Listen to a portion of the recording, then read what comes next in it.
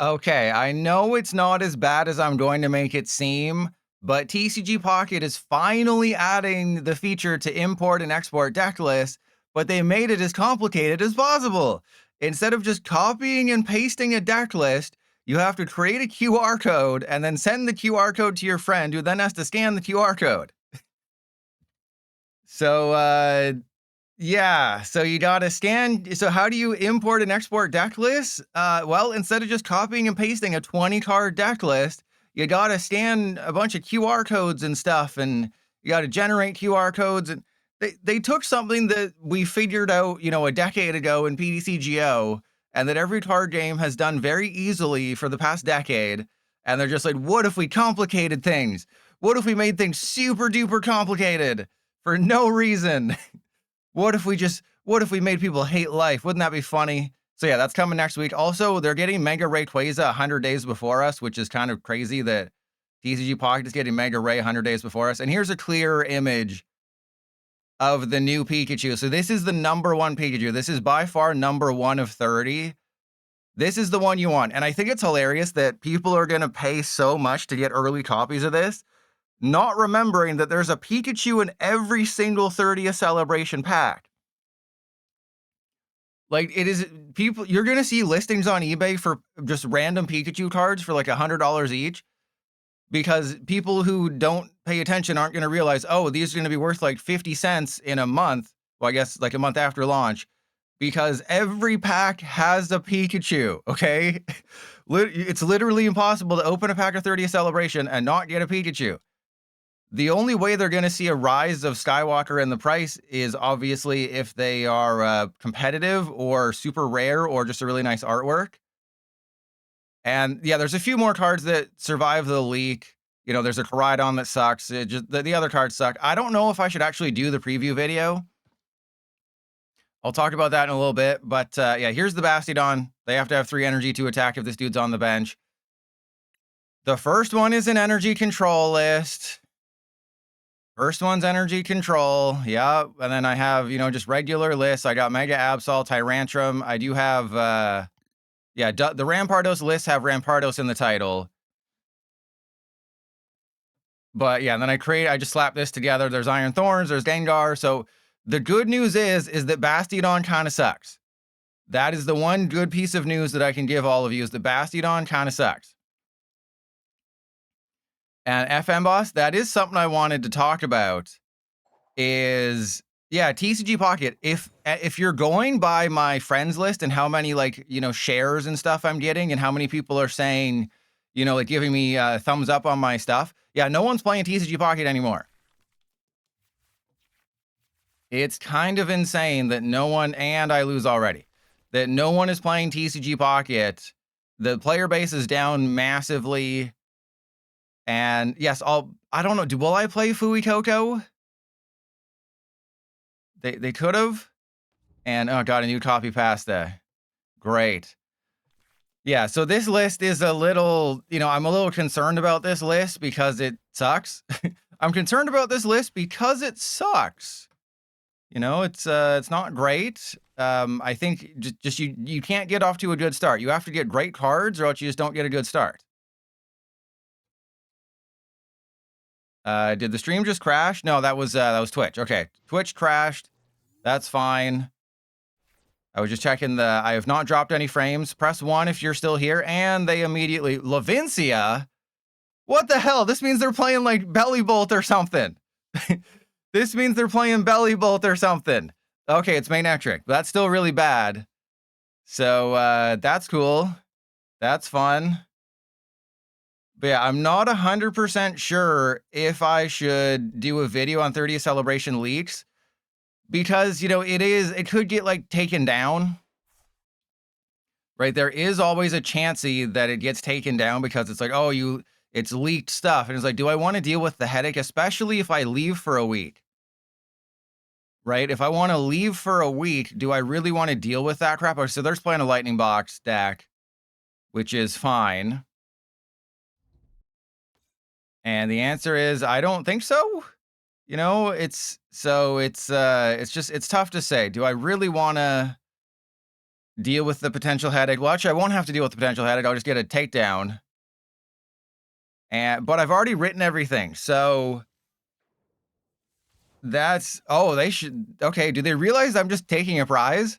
Do you think they realize that I just get a prize card here? Okay, that's cool. Was not expecting that. Well, there's several videos. Like, I have, like, more than half the set is already leaked, right? There's just so many things that have leaked. So it's like, it's not just one video, it's so many videos, so many just images, so many things. 30th celebration, 2 months ahead of time. This is a different one. This is the Link to Lightning one. But Sledgy, I see you're a fan of Dungeon Crawler Carl. And Sledgy, yeah, if you check out the, I think it was it the first one or the second one? Because I played Greninja twice. Was it the first one or the second one? I honestly can't remember. And the reason I didn't Eri is because I kind of want them to take a knockout, and then, you know, I can try to trap like the Tapu Koko for a couple turns. Oh yes, the old Fossil and Mega Magnetric. You know how it goes. And my computer does seem to have a bit of an oopsies. Oh, they got the Lilies. Sledgy, I hate to burst your bubble, but hey, if you're having fun, go for it. You know, as long as you're having fun, it doesn't matter, you know, what... Okay, that's bad. For them. All right, so can you just use Rust Syndicate Grunt? Because I don't have any playable cards in my hand, naturally. Why would I have playable cards in my hand? You know, that's stupid. Don't be stupid. You know, I took a prize card.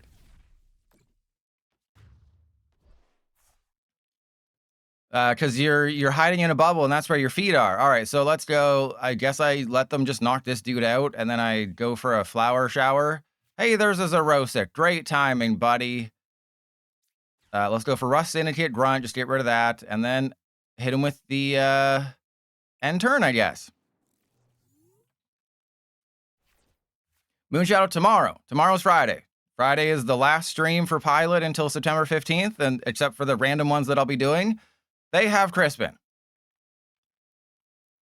And FM Bus? Well, we'll have to wait and see, but you have to remember we're getting Mew EX. That's the thing. We don't yet know how much of an impact Mew EX is going to have on the format. Because it could end up being like the most important card we've ever had, or just like a 2-prize liability. So it's just, yeah, the format will be more open, but they could print, you know, another devastating Mega that they haven't prepared for. So it's just impossible to know at this point. And also, I told you that this deck, I don't like this list. I would like to change this list.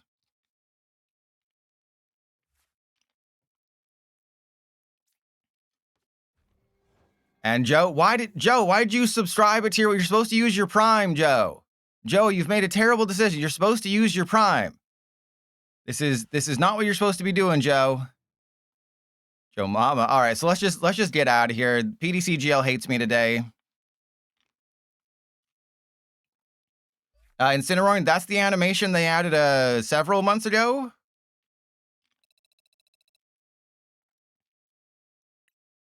I added it several months ago. Okay, there needs to be... This deck has Secret Box, 3 Lilies. Yeah, it needs some more draw supporters. Let's be honest here. It needs some more draw supporters.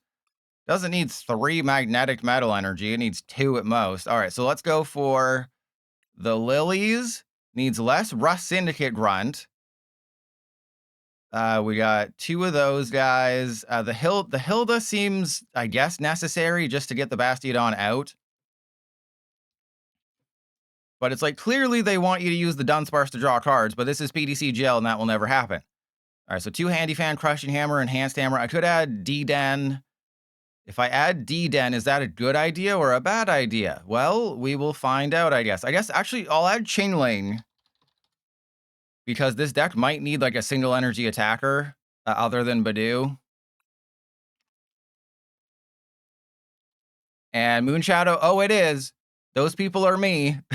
People are just saying it's a worse Mega Absol. That's because it is. But, you know, it has a place. It's done a couple things in tournaments.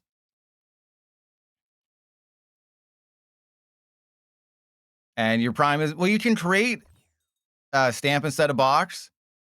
I mean, this is a Japanese list. You think I come up with my own ideas? Jeez, it's like you don't know me at all.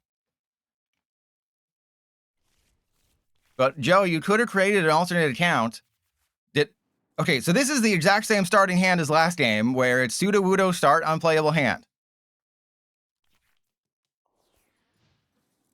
Okay, this is great if I just get a playable card. So your Tarragon. And Hook'em Joe. Wait, do I still have that command? Ah, there we go. There we go. I still have that command. All right, so we should be able to win this game if I get a playable card. If I get a playable card, I will win this game. It is that simple. Yeah, there we go. See, foot reveal, face reveal, there you go.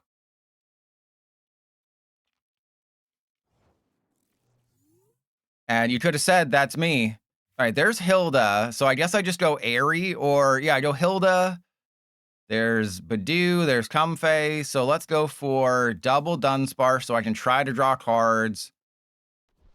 And then I guess I use Hilda for the Dunsparce and Prism Energy, which is not what you're supposed to be doing, by the way. For those of you paying attention at home, this is not what you're supposed to be doing, but I kind of have to trap this Kangaskhan for a few turns. And Joe, fine, I'll let you throw money at me like I'm some sort of stripper with some Pokeballs. You know, you want me to reach into my sack and play with my balls? I'll do it for you, Joe.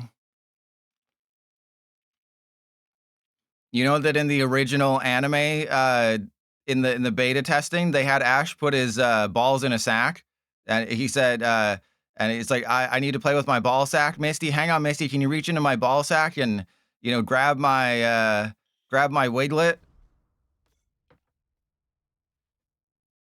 But yeah, it's a good thing that they gave Ash a belt that he put his Pokeballs into and not a sack, because then it would be his ball sack. I just think that would have been so cool. I think, didn't Richie use a sack or so? There was an episode where they put Pokeballs in a sack, okay? That's what I'm getting at. All right, well, they are clearly getting ready to win the game, but I'm going to take 3 prizes with a stall deck.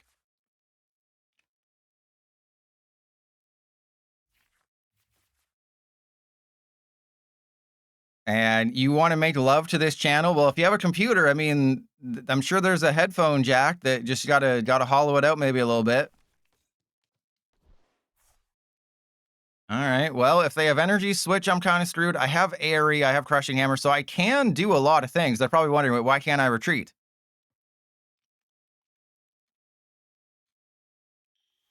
And you know, okay, so they must have a switch, or they're just gonna go for like energy switch something. I would imagine that's how they're gonna do this. Because then they just knock out the Sudowoodo. Yeah, energy search, Crispin. That's interesting that they're going for the energy early. But yeah, so I'm kind of prepared to not put this on the main channel because I really don't want to showcase Bastiodon on the main channel. I'm perfectly okay just putting this on the Suck My Butt. I'm perfectly okay putting this on the VODs channel. Just, you know, 2.5 to 3 hours of Bastiodon. Because I think the stream title or the VODs channel title would be, you know, great news, Bastiodon actually sucks. But this is the stall version, and the Japanese list, as you can see, it relies very heavily on Dudunsparce, which I do not agree with. I think you should just play like Lucky Helmet and just kind of go from there.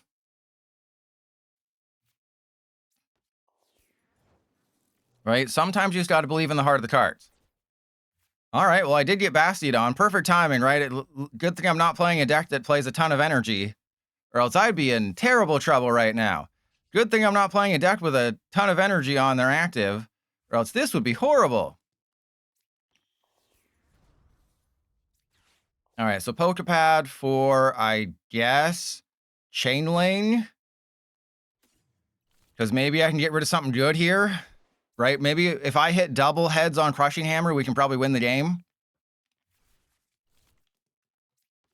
Well, this Didn't go according to plan. All right, well, let's get rid. Oh, cool. You only have your 10-card hand, 1 item. So they have the Crispin, they have energy in their hand, so I don't think there's any way I can actually win this game. I'm going to have to go for, I guess, this guy and hope that one of my Lillies finally shows up. That'd be kind of chill if you could do that. All right, so Magnetic goes on this guy, Handy Fan on this guy, and then just let's see if I can hit Double Crushing Hammer. I mean, to be fair, it's nice. It's nice when you flip tails and a stall deck doesn't work. Yep, there you go. All right, well, let's see if we can hit their Crispin. If I can hit their Crispin, I don't think they can do anything. And I hit, well, I mean, the Noctowl also, I guess, helps a little bit.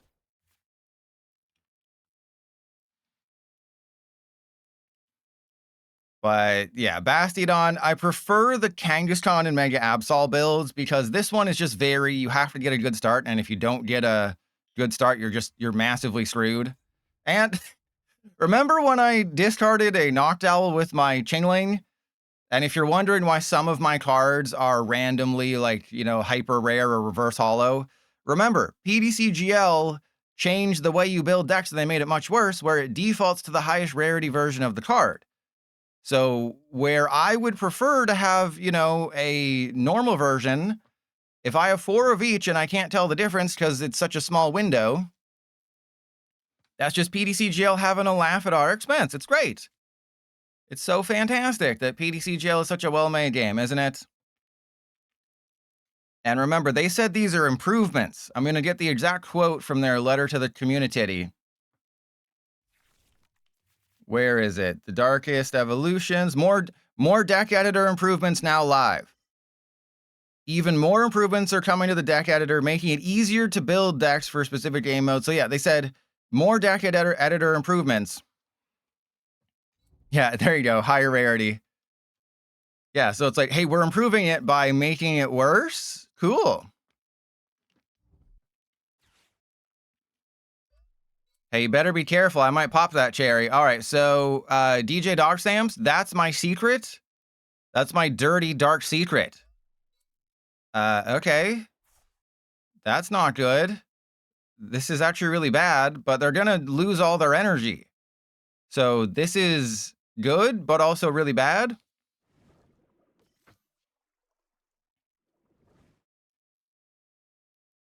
No, I don't have a favorite. That is my dark secret, is I don't actually have a favorite Pokemon. All right, well, they're definitely going to win this game because they play energy. So I think I'm going to change the list around and get rid of the Dunsparce because the Dunsparce has done nothing and it's useless and I hate it. And this is why I don't copy Japanese lists and why I come up with my own list. 100% of the time, I come up with my own deck list. You'll never see me playing a Japanese deck list.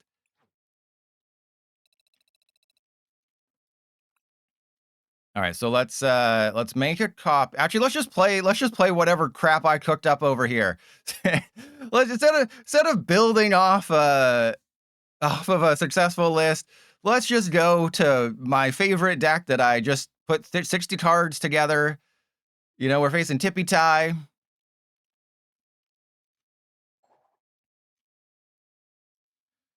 And yeah, I probably forgot to put energy in here or something. Like whenever I build a deck that I don't care about, I always forget that I never test. I always forget something. Like if it's a stage 2 deck, I'll forget Rare Candy.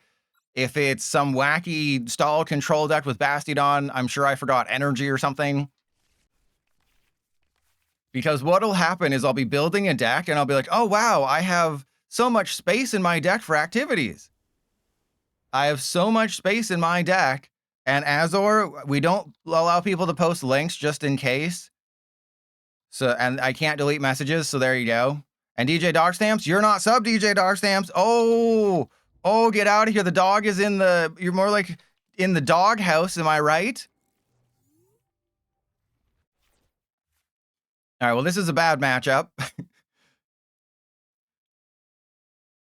But yeah, it's just so in case somebody clicks the link and it leads to a foot appreciation website or something, we can't have that.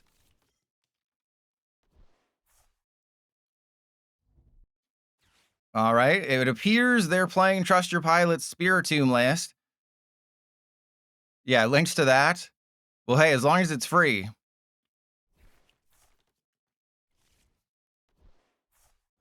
Okay, I mean, they have to lose an energy if they want to hit into the Turtonator. Wow, that's useless. Thank you. Okay, so do I have any way of drawing cards? That would have been a good idea. That would have been a really smart idea if I did that. All right, so Fossil Quarry down. They're probably going to give me Prism Tower or something. So that's good. And then, yeah, I'll put the Dedenne into play. Let's go you down. And then I guess... Actually, I probably should have saved the Armor Fossil for our Prism Tower just to get rid of it. Yeah, if you ever put words together with a period between them, Twitch treats it as a link. It doesn't treat it as a Zelda, though. Can you believe we're getting a Ocarina of Time remake this year and we haven't seen any gameplay yet? We saw like a 10-second teaser. No, this is actually a fine matchup because they're not going to realize that Poltergeist or whatever is the win condition here. They're not going to realize that Sinistcha is how they win this matchup.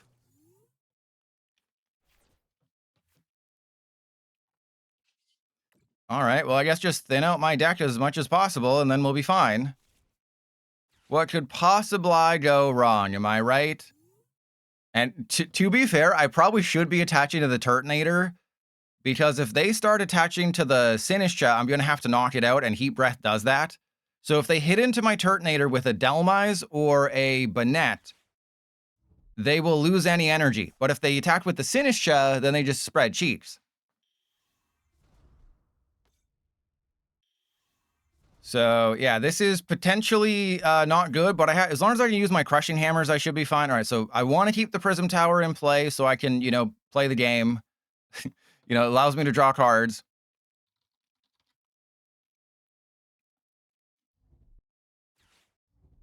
And they're playing with their balls. Great. So, yeah, I'm pretty much guaranteed it won't be on the main channel. Is there a character limit? D-Star, do you want to take that risk that you'll get banned forever if you waste our time? Is that a risk you're willing to take? I mean, I'm sure there is. Oh, right. It's all effects of attacks and abilities. Wait, should it? Discarded? Yeah, because I discarded energy from their Pokemon. Yeah, so that makes sense. All right, so let's get rid of Fossil Quarry and Jinx. Hey, all right, that's pretty good. So I think I want to keep the Banette there, I guess. I don't know. Do I want to keep the Banette there and then just maybe make something happen? All right, that's cool. That's cool. Also, Neutralization Zone, completely useless. Love that. But the thing is, I have to target the energy they put on their Sinistcha. Right? I don't want to target anything else. I just want to target any energy they put on Sinistcha.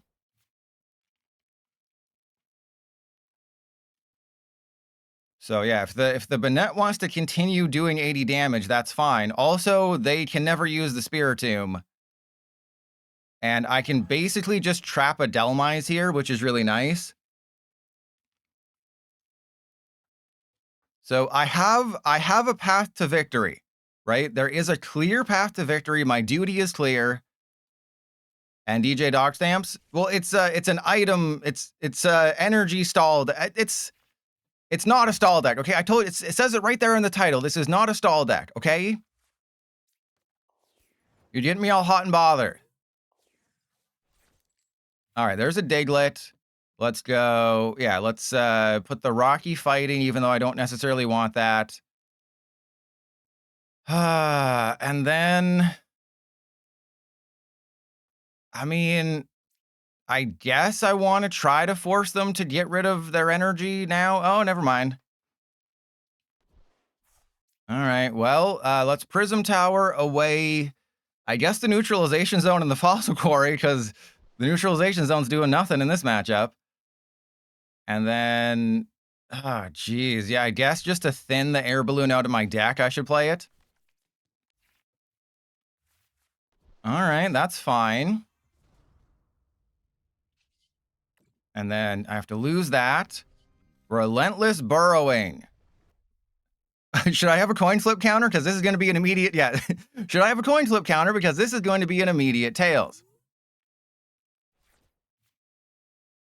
Yeah, D-bag, that is really funny, is...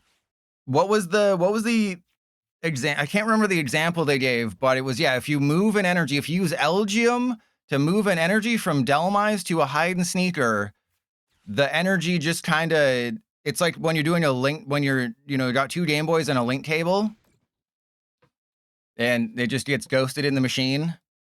When you blow in ghost loads, something bad happens.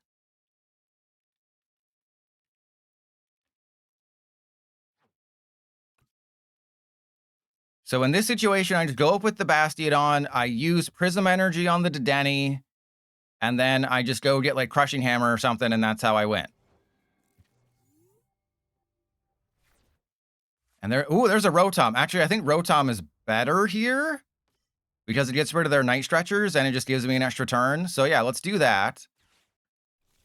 But obviously, I've never played this matchup because I've never played this deck before. So kind of makes it interesting, doesn't it? No, there is no version of this deck that is the real deal. Okay, there isn't a single good version of this deck. I can tell you that much. All right, so Crushing Pulse. Let's see if I can just get rid of some good items here. Well, I got rid of a Night Stretcher. Well, no, you're supposed to suck their butt so slightly, right? You're supposed to get it just moist enough.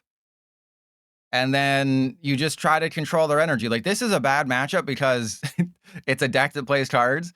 But you're supposed to force them to need to use energy. So, like, if they didn't realize the Sinistcha is their win condition, I'd be fine. You know, against Dragapult, you have a chance. Against just, like, Festival Lead is great.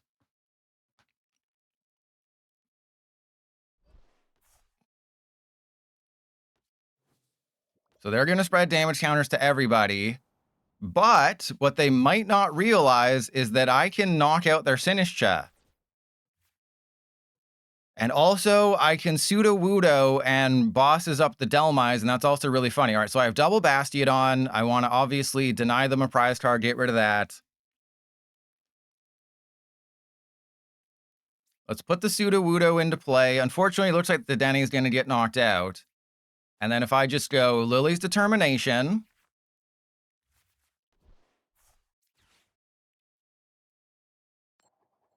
And we hit heads. All right, so that's good. I guess I just Crushing Pulse now or something.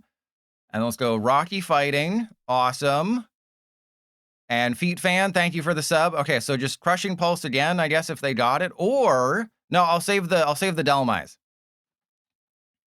So they have bosses, which is fine. Uh-oh, yeah, that PDCGL times you up. A Feet Fan, I don't know why people are paying me money. It's a little weird because, you know, I'm going on my hiatus. And, you know, it's today and tomorrow my last streams for probably a month. And then I'll do, like, random streams where I play Mega Delphox and Zeraora and stuff.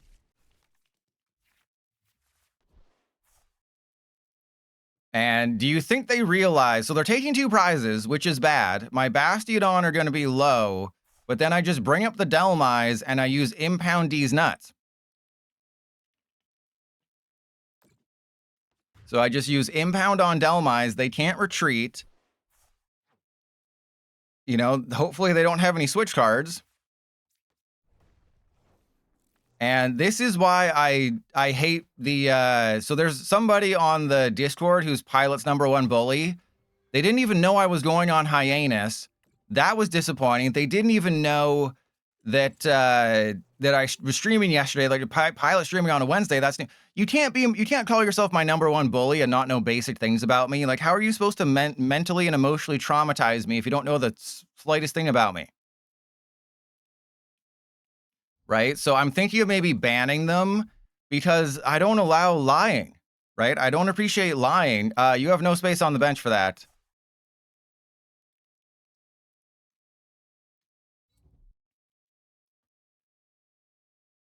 And this is why you need to have 2 Bastiodon, is because they can bring one up. And that's, there you go. So they still can't attack, but they're going to be able to retreat at some point. This is why you need the Magnetic Metal Energy. so they can't just trap a Bastiodon. But they're very close to just whipping their deck out here. And they don't have enough sneakers. They might not have enough energy to retreat or attack. And then I guess I just get rid of the Bastiodon and the Chingling, because I should have a Night Stretcher. All right, well, I guess let's judge now. Sure, let's judge now in case I get the Magnetic, which is probably prized, to be completely honest with you. Hey, it's not. Oh, my goodness. Oh, my goodness. I have an unplayable hand, but oh, my goodness. Goodness gracious. Goodness gracious. Yeah, definitely not a stall deck. Definitely not. Also, I can just bring up the Spiritomb next, and they can never do anything. Right? If I think I only have one bosses. Maybe I have two, but one could be prized.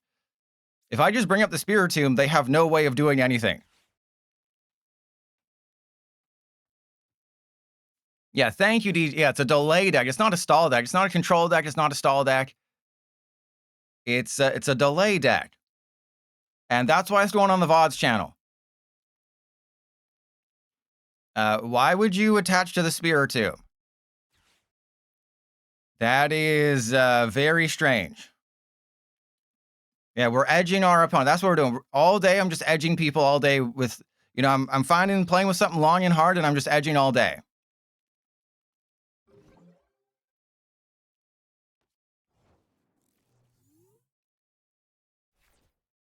Fantastic timing. All right, so let's get rid of, I guess, just Air Balloon and that. All right, well, there we go. And this is the exact reason. This is the exact reason why you play Sudowoodo over Yveltal, is because Dhelmise, Latias EX, a few other Pokemon. But yeah, A, Rocky Fighting. B, because you do 0 damage to Latias EX. So normally, if you tried to attack, you do 20 damage, and eventually you take a knockout, which is not what you want to do. So because Latias has a resistance to fighting, you actually use the resistance against them, and they can never do anything. Yeah, so it's actually Latina's not being weak to fighting is actually a bad thing. Or having a fighting resistance is a bad thing. So then you just bring up the card that they would obviously use to retreat for free, and then you're just like, oh, well, now you need to put 3 energy on a Latias. 2 of them have to be psychic if you want to attack. And if you don't do that, you lose the game.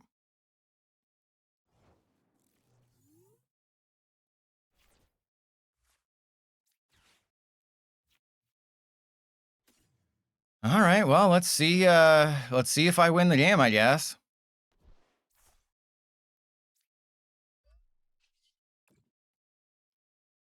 Because all I have to do is hit...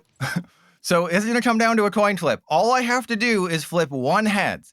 That is it. If I flip 1 heads on Relentless Burrowing, I win the game. That is it. All I have to do is flip a heads. We flipped tails last time, so if coin flips are 50-50, then I am guaranteed to win this game. Mods, ban show poo if it's tails. Oh, never mind. Okay. All right. Okay. Well, you're not banned. Also, that just happened. Well, that just happened.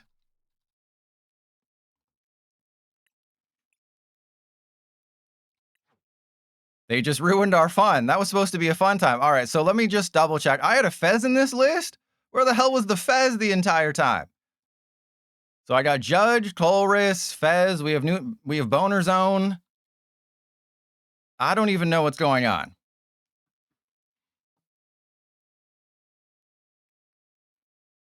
And I was super duper close to not recording an intro for this, but I was just like, fine. If the stream goes extremely well, I will, you know, make a main channel video. And it was going to be heads. Yeah, it was definitely going to be heads, 100%. But then they Lillies'd. I don't know if they knew that they had a chance to win that game. That's the really funny thing, is they could have won that game, right? They had 3 energy on a Dhelmise. That is all they needed. I've played 4 games with this. I think I've started Sudowoodo 75% of the time. I only have 1 freaking Sudowoodo. I have started Sudowoodo in my opening hand 3 times. And it's a grass deck, so I lose. So any grass deck is automatically a loss because they have Meganium. Like there's 50% of the meta that hates seeing Bastiodon. There's 50% of the meta that's just like, I don't care. Because like Excadrill is an auto loss. Anything with Meganium is an auto loss. Festival Lead is great.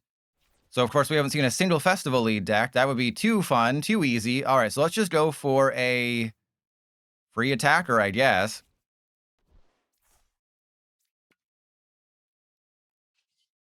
All right, well, what if we hit all their Meganium and then they can't get Meganium into play? Oh, God. Oh, I need a new monitor. Oh, God. Okay, yeah, what if we just hit all their Meganium, and then what if we hit their recovery cards?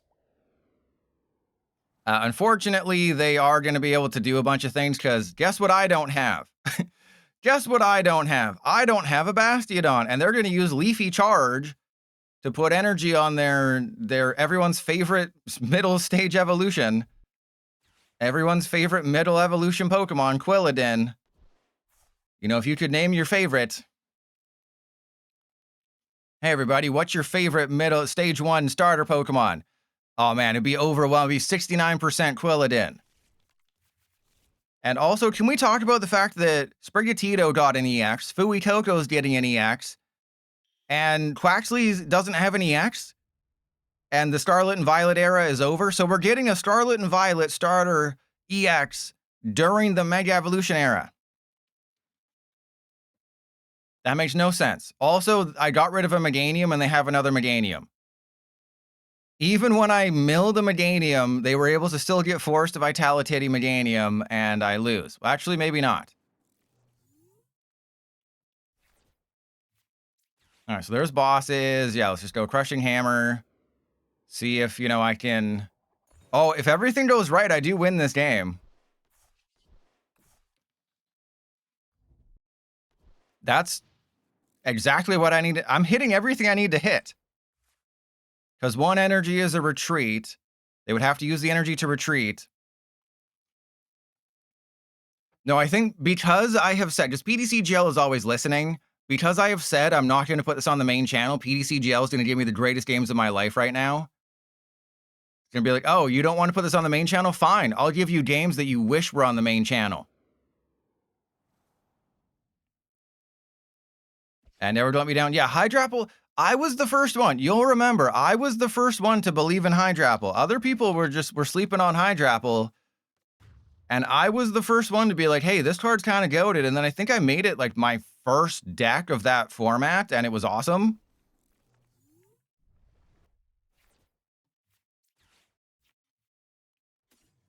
So Fossil Quarry, and then I guess Prism Energy. Oh, no. Yeah. No. Yes. No. Yes. Yes.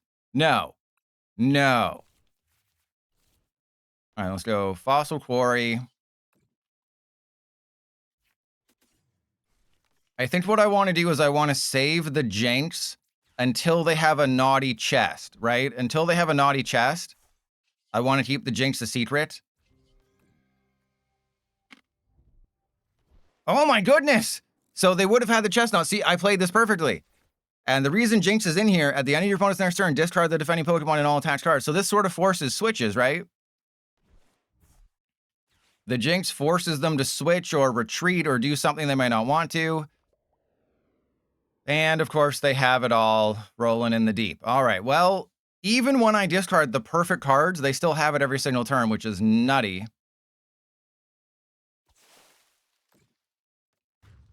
So I have to use Jinx. I think the Jinx is going to get knocked out. I haven't done the math, but I don't need to because the Jinx gets knocked out. Yeah, Hydrapple's insane.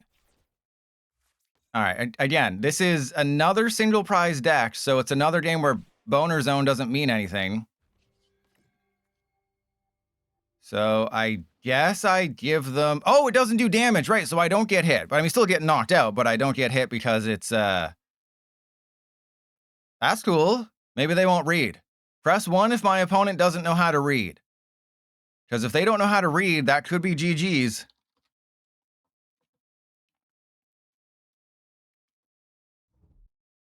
There's Dawn. That's bad. That could mean they're about to read. But as long as they can't read, because remember, Jinx discards their Pokemon. I don't take a prize card, but discarding the Chestnut is really good. But it's just so funny that I've played 4 games with this deck. I have never had a Lillies at the start of a game. Right? It's just so funny. It's like, hey, you know that Lillies card that helps you play the game and do things? Yeah? You're never going to find it. 4 games in, you're 4 games deep.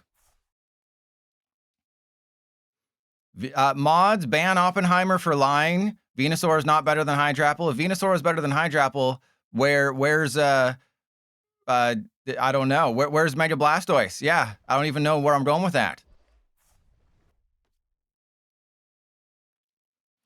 And there, thank you. I knew Clamburglar wouldn't do it because Clamburglar is a simp for Mega Venusaur. Clamburglar wants a Mega Venusaur to take a jungle dump all over his face. See, now they're reading the card. Now, too late, they are reading the card. But it's too late for me to win. Okay, there's a Colress again. Thank you for not giving me anything useful. Appreciate you. Yeah, let's, I guess I'll just try to get rid of all their items. Maybe that'll do something. It won't, but maybe it will.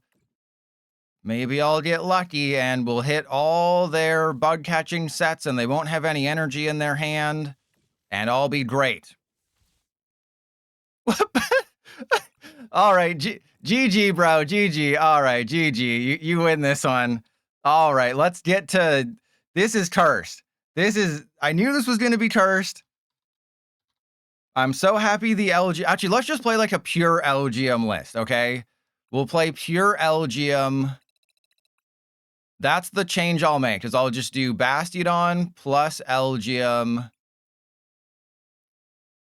plus, yeah, pure Little Green Man. If you didn't know, that's what Elgyem stands for. It stands for Little Green Man. All right, so let's get rid of Psyduck, because we haven't faced any of this crap. We haven't seen any of this crap. All we've seen is single prize decks where Elgyem is 100% necessary. We'll get rid of that. We don't need Rust Syndicate, Grunt. We only need the ones of Xerosic. Eri's fine. I'll accept an Eri. An Eri 0. Boom. All right. I don't know where I was going with that one. I'm sorry.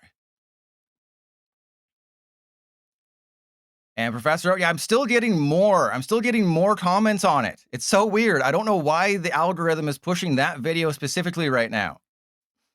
It's so weird. All right, so let's go for, I guess I put a Diglett in here. I guess I just have a Diglett just to have it. So I have 2 free retreaters. Probably should have Shaymin in here. Just because, and let's go for that one since it's not All right, so how many bosses we got? We got 1 bosses, we need 2. And that's, we're at 59 out of 60.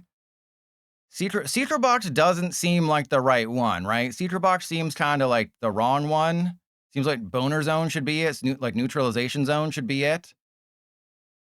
Yeah, let's just go for Neutralization Zone. I think that's the funny one. 2 Handy Fan. And what did I want to put down? I mean, it could be a Fez. Fez would be kind of funny. But it was Elgyem. And oh, there was something else that I wanted to put here. Fez could be a thing. Oh, Dedenne. That's what it was. Because Dedenne just gets back everything. Balaboos, because they can use it, and that might be bad. But I don't disagree. Other lists, the Rampardos ones, I believe, have Grandtree.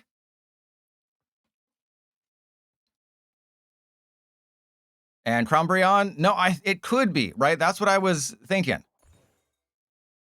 And remember, this was 2 rotations ago, and I wasn't a serious YouTuber yet. I was not a serious YouTuber yet. Yeah, see, that's the thing is, again, no Lillies. 6 games in a row, no Lillies. But you have to remember, back in the day, you know, we didn't know that Dragapult, we didn't have Crispin, right? We didn't have Crispin back then. Did we have, I think we had Neo Upper, but we didn't have Crispin. and we didn't have Budew, right? So that's what you have to remember is, hey, it's the spilling out one. That's what you have to remember is when I was doing my set review for Twilight Master Raid, number one, yeah, the Viagra my balls hadn't dropped yet. And I just, I didn't quite know what I was doing yet. I didn't know how to analyze, Japanese results. But you have to remember, we were still in a Regidrago and a Lugia V-Star world. Crispin was not even a twinkle in your father's eye. Budew had yet to become a menace in the format. So it's like all the main cards that make Dragapult as good as it is today were not present back then. Hey, these are all playable cards that'll still probably cost me the game. Fantastic. Okay. And then, wait, do I have a energy mover? I do not. So I guess I just go for a chiming commotion, or I stop them from playing items, or I can suck my own butt. That would also be funny. All right, so I guess I just go for Dedenne, just in case. And then, yeah, we'll go Crushing Hammer. I have to Dunsparce. Didn't think so. So let's go to Dunsparce. And of course, so they have Latias. That's good. That is actually a good thing that they have Latias, because that's a win condition right there. Yeah, so that's what you have to remember. Yes, it didn't age well, my top 10 Twilight Master Raid cards. Obviously, it hasn't aged well, but yeah, that was like 2 rotations ago. That was the V-Star format where we still had V-Star powers. Crispin wasn't a thing. Budew wasn't a thing. I'm sure Crushing Hammer was still legal back then, but no one used it because, V-Stars were, because you just had Palkia, right? We still had Palkia V-Star in the format, and Palkia V-Star was like, oh, you use Crushing Hammer? Thank you. That just gives me more energy to accelerate with my V-Star power. So I stand by it, but yeah, I understand also that it hasn't aged well. I understand that. But you have to remember, we had powerful, colorless energy back then. So Blood Moon Ursaluna doing 240 damage and having access to an energy card that boosted that damage by 20 was absolutely insane. Right? It's like you just put the Blood Moon Ursaluna, and it's also just 240 out of nowhere. Unfair Stamp was number 1. Damn straight it was. Oh my god. Oh, so they're playing Mega Slowbro. Oh, okay, that's fine. You're playing Mega Slowbro, and you don't have a playable hand, buddy. You're playing Mega Slowbro. Uh-oh, joke's on you. All right, so I just put the Handy Fan on that guy. Maybe I'll play a card. Yeah, we still had Temple of Sinnoh. Unfair... Oh my god, I have yet to flip heads on Diglett today. So, again, you can't look at a video from 2 rotations ago and be like, oh, you were wrong. It's like, yeah, if I was to re-rate every card, Twilight Master Raid would be completely different. Every set would be completely different. And Twilight Master Raid is the best set of the current standard era. If you could say which... Thank you. Which set is the most impactful on standard right now, it is by far Twilight Master Raid. We have Dragapult and Festival Lead. Like, if it was just Dragapult and Festival Lead in Twilight Master Raid, it'd be the biggest set. Yeah, and Snorlax was another thing. Snorlax would have been a huge problem for Dragapult because you start your Budew and it's like, then what? Right? You start your Budew and you can never retreat it, and they never knock it out. Did they just take a knockout with that? All right, so let's go. I guess I just want to put the Darkness on the Slowpoke. That seems fine. And yeah, we also had Iron Thorns in there. And what ace specs did we get? Wow, it's so weird having to scroll down so far because sets these days are half the size. Yeah, we got Unfair Stamp, Secret Box, Scoop Up Cyclone, Legacy Energy.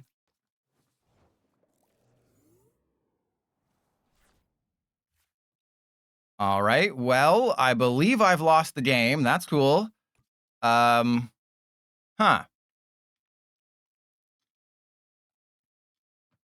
I guess I just Itchy Pollen and Blast. You're going to have to wait until 30th Celebration. We're getting the new mouse hold. So again, I feel like I should make the video, right? It's like I put all this work into it, but I am taking a risk if I make the video that Pokemon's going to get mad at me. Right? And I could just save all that information. I could just save all that information for for my full preview video, for my full set list preview video. So it's like, it's not a big deal that I have to do it.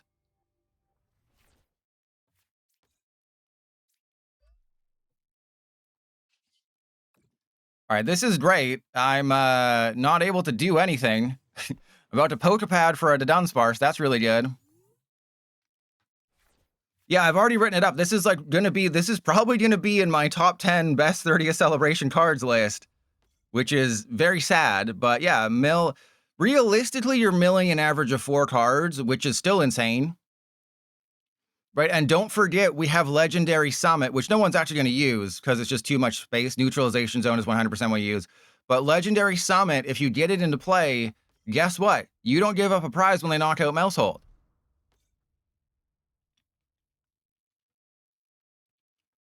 So you play it with Neutralization Zone. I don't understand what you're doing, Professor Oak, but I imagine it's a reference to something. So you're milling 4 cards a turn, and you might be giving up 0 prizes, and you have Backtrack Badge to reflip if you want to. This is just a legitimately good card, regardless of 30th celebration. But in a normal set, we wouldn't even be talking about it. Yeah, so it's just everything lines up perfectly for Mousehold in this current format, which is really nice.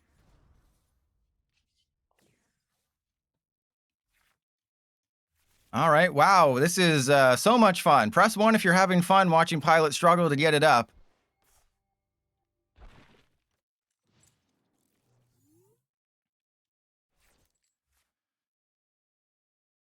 Mousehold, Bastiodon, Gravity. No, you'd play it with Handy Fan. And Professor Oak, yeah, fun fact, a lot of the big streamers in the world are just background noise. Right? A lot of people don't watch streamers, like, don't have their full attention. It's mostly just, I just have you on in the background and that's it. Also, why are you putting a Smoochum down when I can just, smooch your toes? Damn it. Crumbreon, there's no universe where that makes any sense.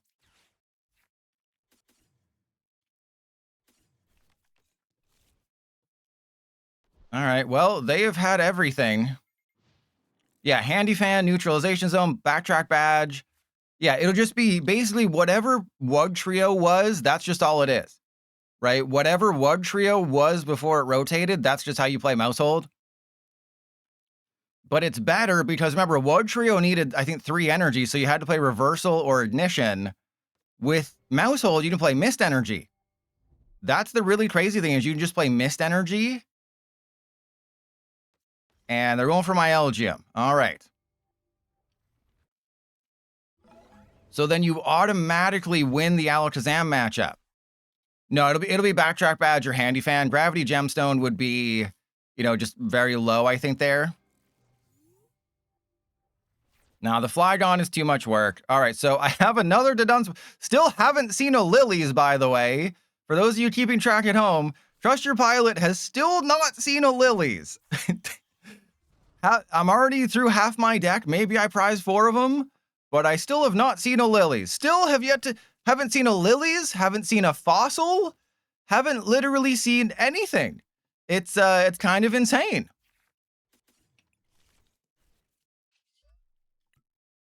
It's kind of nutty how I have no playable cards.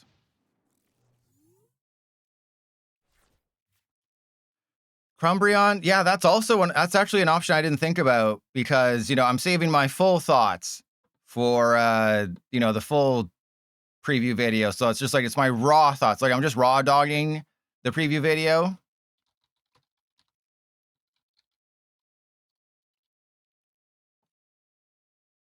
So it's just, I'm just not 100% sure exactly what I should do with the video because it is leaked, right? You read all the replies to people getting the product early. Oh no, what are you doing, Basil?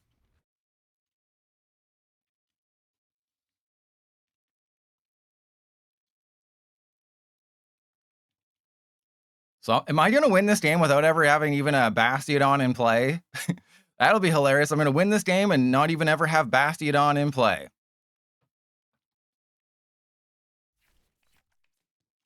Well, that's just the one that they showed off. There is going to be a regular art version, but obviously we haven't seen it yet. All right, so that's going to go there. That's going to go there. But like, it's also like I did click the energy. Well, it's like a like a DMCA takedown. Like they can say, this is the intellectual property of Pokemon. And, you've made an oopsie in your pants again, pilot. And we don't like that.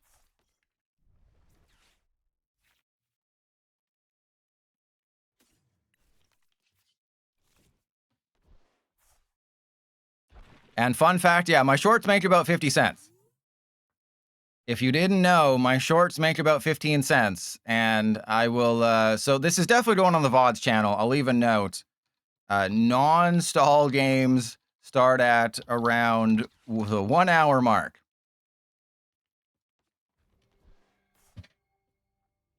And they had AZ's Tranquility. And I am doing a ranking of all the Pikachus.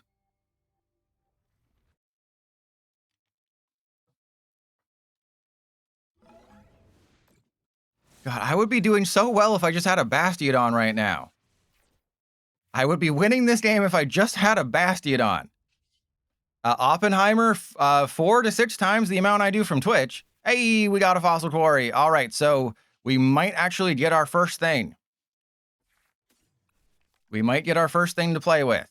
Okay, so I guess I retreat off this guy.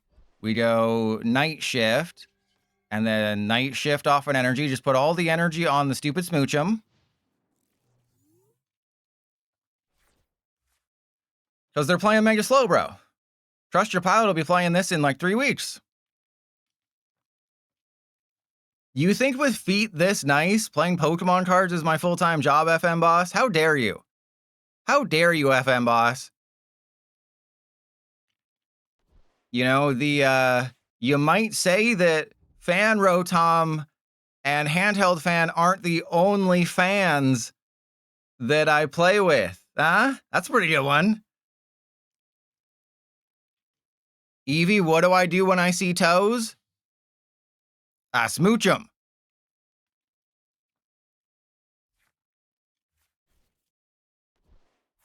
No, the Crumbreon, I think they went over your head there. I understand where you're going with the Megaton Blower, but this is a family-friendly channel. We don't make crass, crude jokes like that, okay? Yeah, what's the maximum amount of energy you've ever seen on a Smoochum? Because you're about to see more than you've ever seen before. And they think Elgyem doesn't affect them if they're on the bench. Guaranteedly, they don't think Elgyem affects them if they're on the bench. I can guarantee you that much. All right, so we finally got the stupid Bastiodon. Took 12 hours, but we got there. Okay, so I want to take the energy from the monkeys, I think, right? Because the monkeys are the closest ones to attacking. Right, so the Slowbro needs 3 Psychic. The Latinas needs 2 Psychic and Colorless. So if I just move this energy... Hey! See, I got there. I told you. I told you I could win with a stall deck. Trust Your Pilot is the #1 stall player, and that's actually not a moniker he likes. All right, we're done with the stall decks. Now we're playing Rampardos, okay? We'll get rid of this crap. Now we're going to play Rampardos with, I think, Kangaskhan. I mean, you don't really want to start anybody. I think Tatsugiri, if you have to start somebody, is better. So let's go... Well, no, I would have won that one because they didn't have enough energy. Hey, we're facing off against Rhett and Link. Do you think they're putting this on Good Mythical Morning?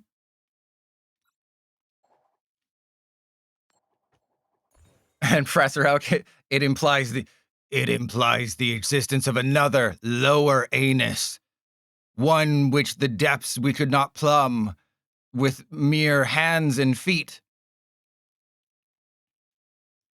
And never let me down. Yeah, what even is that?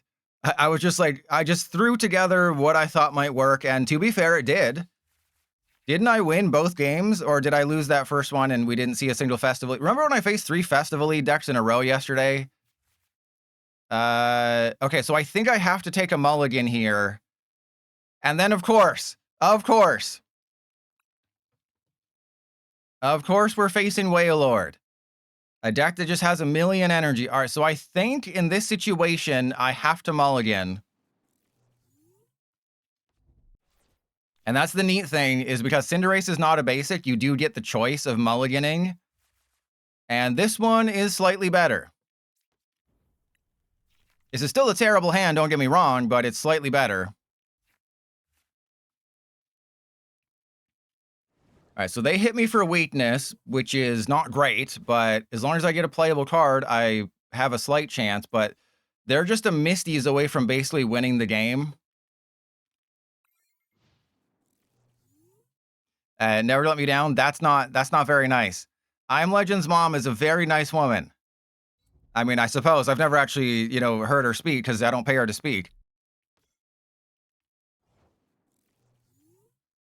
I don't like you, Clam Burglar. All right, so there's a Craney Dose. I guess I just use Turbo Flare to thin the deck. Even though they have, they're playing the worst possible deck that I could possibly be facing right now. They can't take the knockout with Wailmer. They have Monkey Dory, so most likely they'll just have a Darkness Energy and attach it to the Monkey. But this is definitely a hoisted by my own petard situation because remember, I uploaded a Wailord EX video. Fun fact, one of my lowest performing videos ever.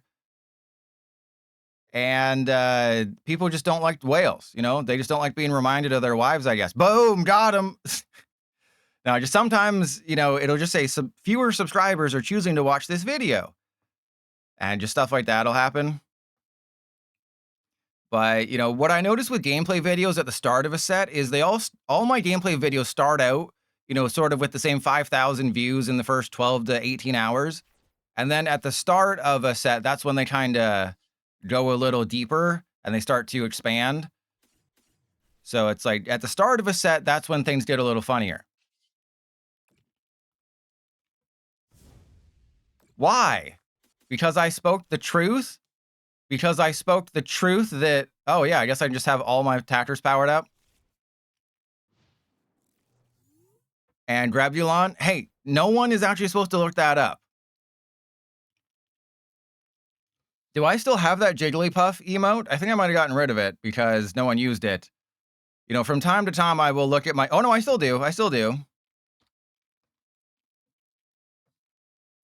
Sometimes from time to time, I'll go into my emotes and be like, what aren't people using? And then I'll change it. Ooh, they couldn't handle Pilot Special Sauce because they didn't take an action in time. Let it be known that Rhett from Rhett and Link is a coward.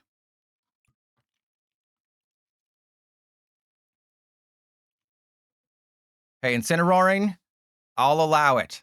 I think that Beedrill emote's going to be evergreen.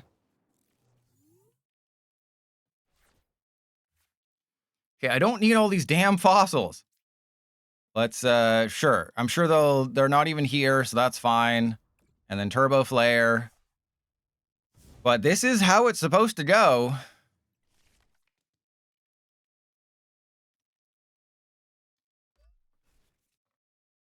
But it's just so crazy. Like, I haven't played a single useful card.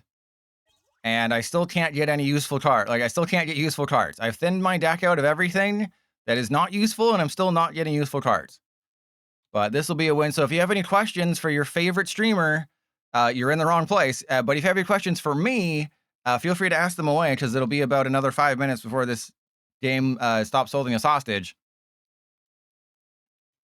I guess what I can do is I can show you some of the other images that I captured. So the Minior, I think I talked about that yesterday. There's a Cramorant with the exact same attack. Yeah, I forgot to put supporters. But yeah, there's a Cramorant with the exact same attack that has more hit points and less retreat. So that's dumb. This Kangaskhan, no one's ever going to use it. 20 plus 10 for each damage counter on this Pokemon. That's never been used before, so why would it be used now? Here's Toxtricity. It's worse than the Electivire that stops you from ever attacking next turn. This is just a horrific card, and I don't know why people are paid to put text on cards when they're this useless, and they don't even attempt to make them playable, and they seem to go out of their way to make them just completely useless to begin with. And the more I thought about the Lugia, the more that I kind of realized it's fine. Right, you can put it into a Moltres Mega Frostlass Stunfisk deck. Right? You can come up with you can put Glass Trumpet in there. I don't know if Glass Trumpet's necessarily the right way to play this, but Lugia can one-shot a Zoroark EX for kind of not terrible amounts, right? Right? It's not as unwieldy as Groudon's 250 damage attack, which I think I got rid of off my computer. Yeah, I don't have that one anymore. And then, yeah, then here's the new Volbeat, which is just terrible. The other one that benches right away is much better. And Incineroaring. Well, that's what my mind went to, right? Like, what are the best single energy attackers for those types of energy? And it's Moltres, Mega Frostlass, or Tirtouga, and Stunfisk. And then you just play it with Glass Trumpet, and you go from there. Like, that's how you would make it work. Or you can just put it in like a Terapagos deck or something with Glass Trumpet. You know, Crispin is another thing. Counter Gain doesn't work, unfortunately. So, like, this is actually usable, whereas the Groudon for 5 fighting for 250, not really. Like the Lugia, finally, I have a playable card. Oh my god, watch me get an unplayable hand again. Never mind, we got it. We're deep inside them, baby. We are deep inside you right now. How does that make you feel? Never Dump You Down. Obviously Foot Lotion, jeez. What's a Rogu brother? Is that like, isn't that the alien from American Dad? Grebulon. Normally my mouth is not available for talking. Let's just put it that way. Clambert, I hate you, Clambert. It is an exact reprint of Neon Genesis Evangeline Lillie Lugia, except it does a 250 damage instead of 90.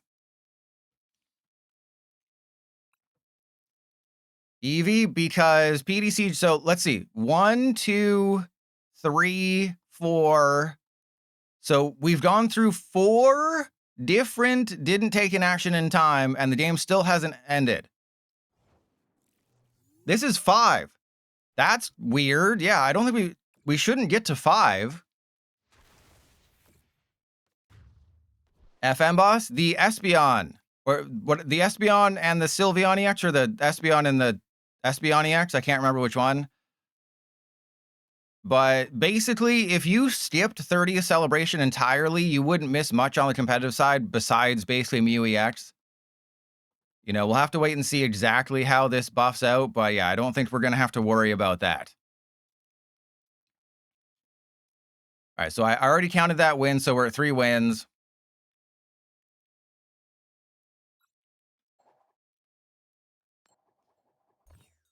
Yeah, I think 3 is normally the maximum for me. Professor Oak, I mean, Terry Fox is Canada's greatest athlete, I think, in most people's opinion. 9 wins to go, damn straight. I mean, there will be other usable cards in 30th Celebration, because we haven't seen any, like, trainers really, right? Well, this is terrible. I have 4 Cinderace and 1 Totsu. Wait, I have 1 basic in this deck, and I did not mulligan once. I have 1 basic Pokemon.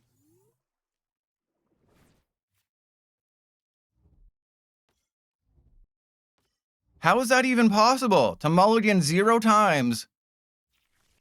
All right, well, this is Festivally. This is a great matchup if I just get started. Never let me down. You've seen it too many times. It's say the line, pilot. Totsudeiri's the worst Pokemon ever made. All right, so I got a Lillies. The question is, should I actually use bosses here and boss up the Grookey? Like, wouldn't that technically be more smarter? Hey, we got Fossil Quarry and an energy, and oh wow, what is happening? PDCGL, what have you done? You gave me a playable hand? All right, but I have to unfortunately get the Rampardos like set up and the Bastiodon set up, and I guess I just let this dude kind of get knocked out. And they had the Thwack Daddy in their hand, of course. Yeah, there's the Clay Ultra Ball and the Clay Poké Pad. Those are going to be like $1 to $2 cards. Maybe even more depending on the pull rates. So if you end up pulling the Poké Pad or the Ultra Ball from your 30th celebration packs, if you manage to beat someone off in a Target parking lot, those will be worth money. The scalpers won't realize that. Like the resellers and scalpers won't realize that, oh, these crappy items that I've seen a million times, those aren't worth anything. It's always fun because scalpers and resellers don't know about the competitive side, but the competitive side heavily influences, you should not have gotten rid of that festival grounds, heavily influences the prices of trainers. Right? Trainers are like regular art trainers are always dependent on the competitive side. Like Guzma was a $5 card for years because it was the best trainer card out there. And then you look at the Clay Ultra Ball and the Clay Poké Pad, those will be probably the two most expensive items in Standard. So if you pull them, sell them, right? Or hold on to them and then sell them once they skyrocket or buy them cheap or something. All right, they do need Energy Air Balloon, which is not necessarily great for me.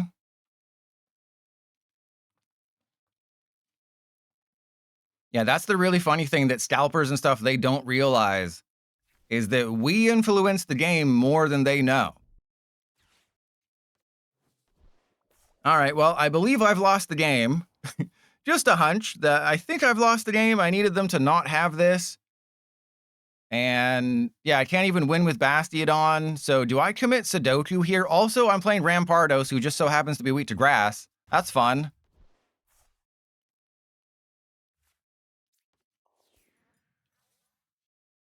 All I needed was Festival Lead to have one bad turn. So I mean, using the bosses might have helped. Actually, I probably should have used the bosses, but it's too late now. All right, well, let's do that and see what happens. Come on, PTC Joe, you know you want to give me Rare Candy Rampardos. You did not give me Rare Candy Rampardos. I do have a Switch, though. So I guess I can go Fossil Quarry, let them knock out double Fossil, and then lose next turn.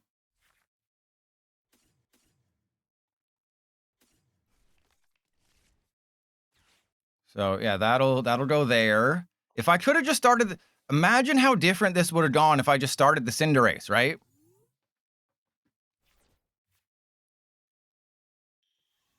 If I just started Cinderace, I would have been able to knock out the Dipplin, or I would have had multiple fossils on the field. Yeah, they'll be chasing the Pikachu at first because people will vastly overpay for Pikachu when the 30th celebration first comes out. So it's yeah.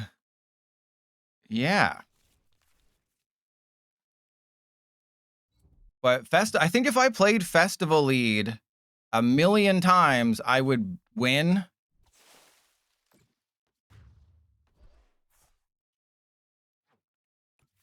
Right? I think if I face Festival Lead a million times with this deck, I would eventually win, and that'd be kind of cool.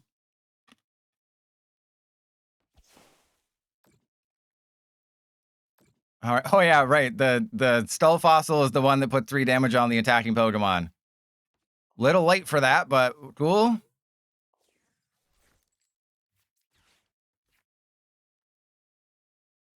All right, well, it's too late for you, so I have to get that, and I guess that. So let's go Fossil Quarry. I guess I'll get Bastiodon out of the deck, and then, yeah, you and you. That guy goes here, and then Poké Pad for Bastiodon. All right, here we go. As long as they don't have their 4th Festival Grounds, as long as their luck was slightly bad this game, I can win. If I top deck, you know, Rare Candy or Lillie's into Rare Candy Bastiodon, I can win this game, but if they have their 4th Festival Grounds, then I do lose the game, but that would never happen. That would never, ever happen where I would get just the nicest thing ever You know, could they have their 4th Festival Grounds in the prizes? Or could maybe they be playing a list with 3? Of course not. Yep. That is almost an auto-win matchup if you just start Cinderace. I did not start Cinderace. If you just start the one thing you have 4 copies of, and you don't start the thing you have 1 copy of, easiest matchup in the world.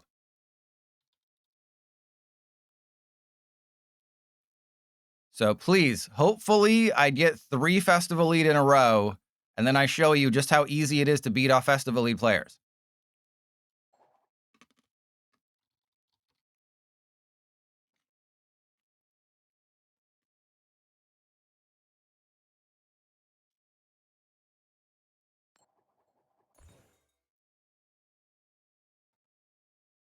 Okay, let's do this. Yeah, I can't believe that TCG Pocket is adding a deck list import feature, and they made it as convoluted as possible. That's so crazy. And I don't need to put it on screen again because I know you all were here at the start of the stream because you all never miss a stream, so I don't have to show you again. So if anyone says, hey, what is it so bad about it? Well, you already know. Hey, this is an amazing start. Okay. I can't. Okay, I'm going to put the YouTuber voice on. I'm putting the YouTuber voice on. Oh, come on. Oh my god. Okay, well, I do knock out an Abra.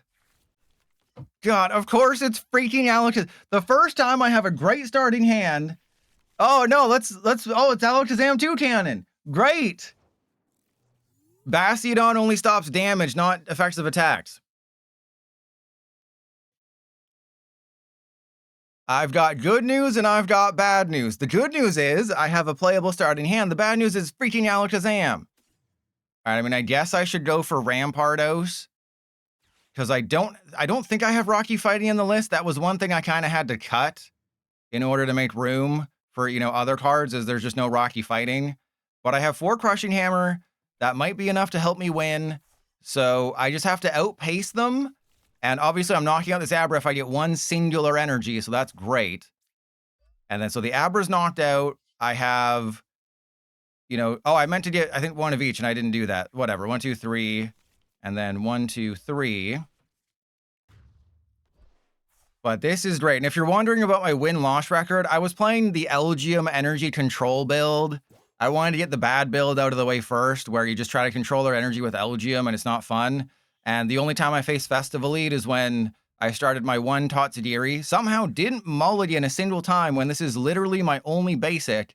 And I didn't get Cinderace and I didn't get a playable hand. Well, I did get a playable hand. It's just, you know, they're playing Festival Lead and they took 2 knockouts turn 2 and my butt was blown out before. Oh my goodness. Okay. This isn't great. Also, I guess I can grant. What are you doing, bro? So here's a fun thing you might not know is that Rampardos can't knock out Alakazam. If you didn't know that, yeah, it's real sad. Rampardos can't actually knock out Alakazam, and that is not cool. All right, so there's Fossil Quarry. And then let's go, yeah, let's get that guy and that guy.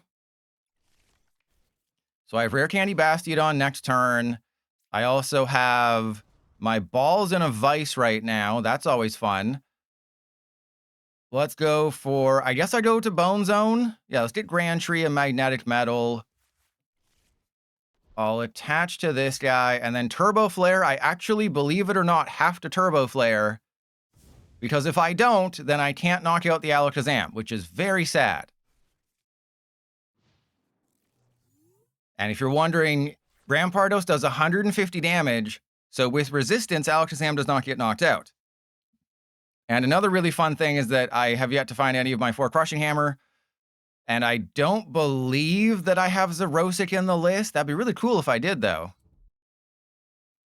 And there's Enriching Energy, so if I can Crushing Hammer that away at some point, if they ever get flippant and they don't realize what's happening, I can just get rid of that Crushing Hammer, or get rid of the Enriching Energy. But they'll go Hilda for the Dunsparce. Yeah, they'll do the thingy thing. Hopefully they aren't listening to the stream right now and realizing that all they have to do is, you know, like, just protect their Alakazam from Rampardos. But the really interesting thing that I can't show you because there's no Rampardos on the screen is that I will do 300 damage with Rampardos every single turn. The issue is that they'll have, you know, too many cards in hand. They'll have, I think, 17 is all they need. Yeah, 17, and they got it. There's a Cranidos, which I actually can't use right now. Okay, so Fossil Quarry, thin something out. Let's get Rampardos, this guy. I don't think I have enough resources. Yeah, there's no Xerosic. Okay, let's go and attract some customers. I don't even think there's anything I want here. Yeah, I guess bosses I don't want. So let's go Grand Tree. Hopefully that's not my last Cranidos. Good. All right, we got a Cranidos, and that... I prized 2 Rampardos EX. Oh my god, are you serious, bro? Of course. Why wouldn't I prize 2 Rampardos EX? That'd be stupid. Okay. Yeah, let's go Bastiodon into play. That's cool. And then, oh, wait, no, what are you doing? Do you not realize that Alakazam? Do you not realize that Alakazam goes through Bastiodon? I don't think they realize that Alakazam goes through Bastiodon in that situation.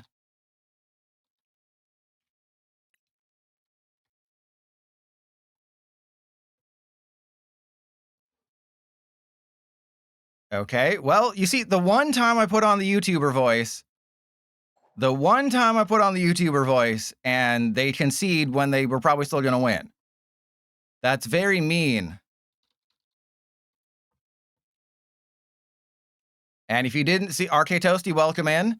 If you didn't see my post on the Discord, we should get the full reveal, quote unquote, full reveal of Delta Rain tonight.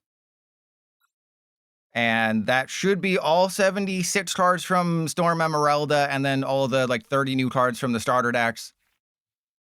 Hey, this is interesting. I guess I start Cinderace? Because I can't take a mulligan. Again, I play one singular basic Pokemon card, and I mulligan less than list that I play 12 basics in. That is insane.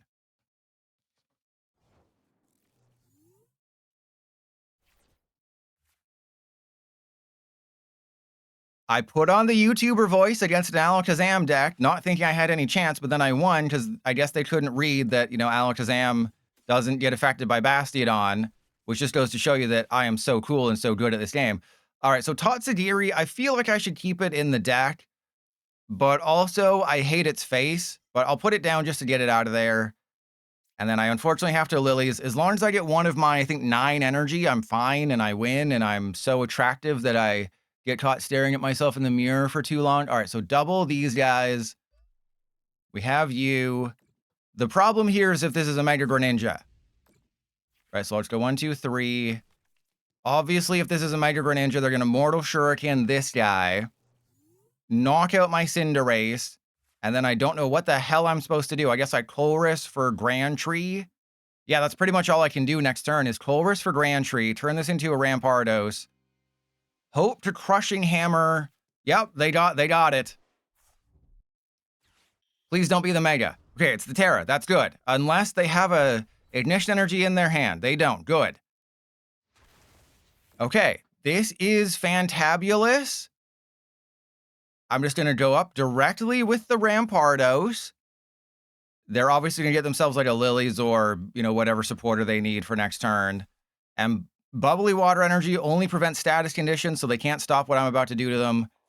As long as I didn't prize all 3 Cranidos. Oh, God, as long as I didn't prize 2 Cranidos. As long as I didn't prize 2 Cranidos, we'll be fine. And again, I've said this before, that is how you pronounce it, because it's like cranium. It's not Cranidos like a granny.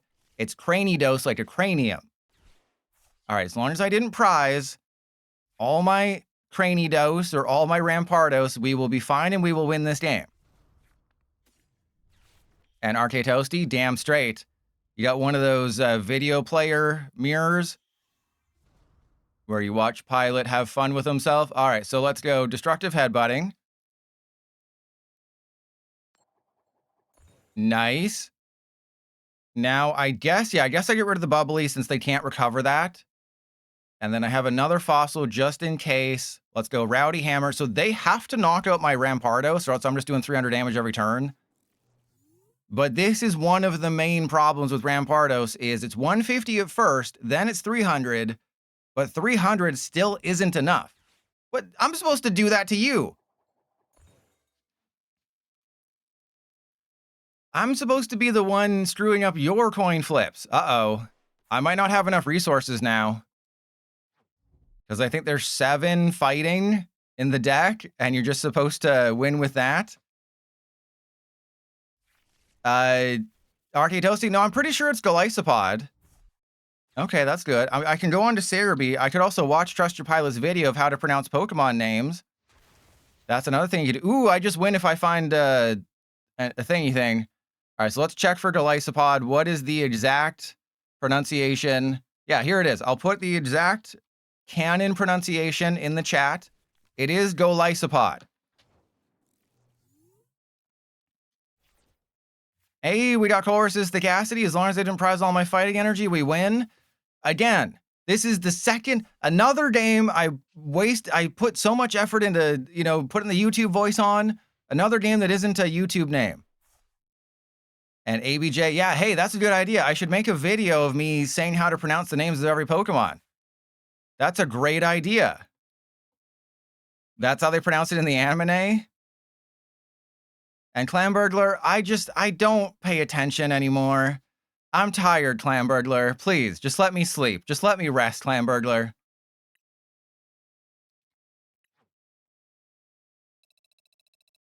All right, well, I'm going to switch to the Kangaskhan build because apparently the Totsadiri build is too good. So we'll switch to the Kangaskhan one, and maybe that one will work a little bit harder and work a little bit better.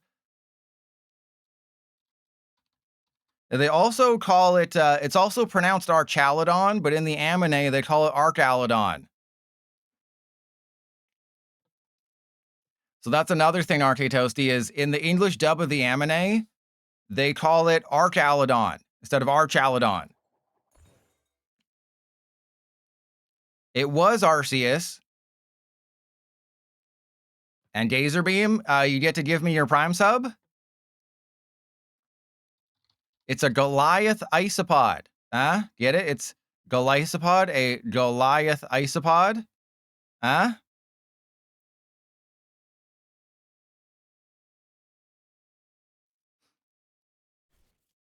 Well, it's because they realized that an arse is a butt. Right? An arse is a butt. And, they couldn't have that. All right. Again, I mulligan more with decks that have 12 basics in them. This is wild.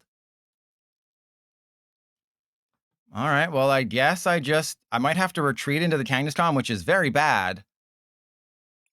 So maybe Arcade Toasty, you shouldn't. Oh my God, seriously? Crustle in this economy? And watch, they won't have any basics, and I won't find an energy.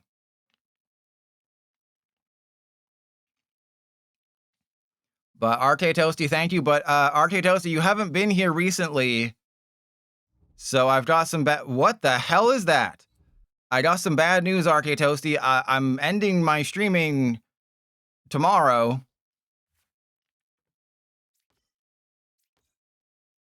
I mean, I guess I have to retreat and just draw some cards, I guess. Yeah, fun fact, I do kind of win this matchup if I just get rid of all their energy. But I'm confused. There's the Electivire that does 220 damage and none of your Pokemon can use attacks next turn. But hey, I still get the money, so it's okay, Arcade Toasty. It's okay. I still get the money. And that was the main reason you gifted this up. Not so someone could not have ads or use my cool emotes that I barely spent any money on. But you did it for, yeah, see, a new foot scrub? There you go. I mean, I already have several that, are lined up. I have one a day.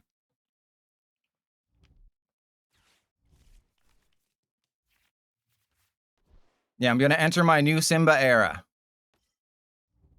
I wouldn't call it a waste. I wouldn't. Did you just use the word waste and feet pics in the same sentence? Mods, timeout FM boss, ban FM boss for the feet slander.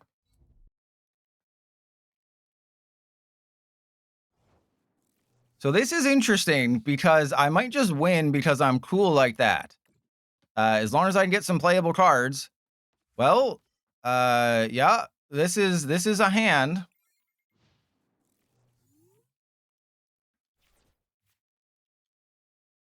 And I can't give them the Grand Tree, which is kind of funny. It's like, I cannot give them the Grand Tree in this situation.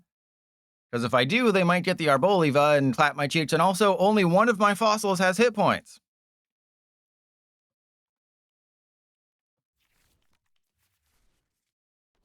Oh, right, I forgot about Electivire EX.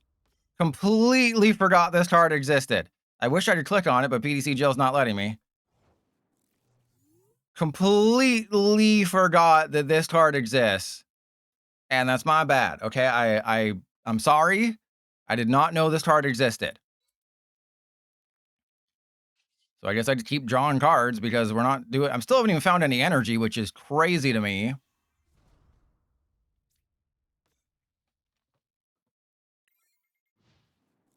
So I haven't found any energy or any Crushing Hammer. I don't think I've played a single Crushing Hammer despite drawing a million cards, which is so weird. Cheyenne, how dare you? How dare you? The nicest thing about the feet is that they're real and you can put them in your mouth. Remember, what is my favorite Stan Lee quote? You remember Stan Lee, the creator of Stripperella, starring Pamela Anderson? What is my favorite Stan Lee quote? It is, boobs are like comic books. They're fun to look at through a screen, but better to have the feel in your hands in real life.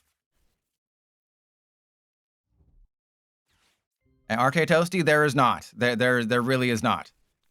But that is a real quote, if you didn't know.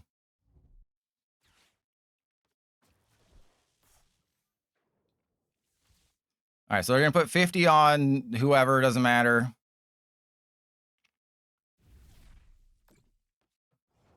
So this is an interesting conundrum.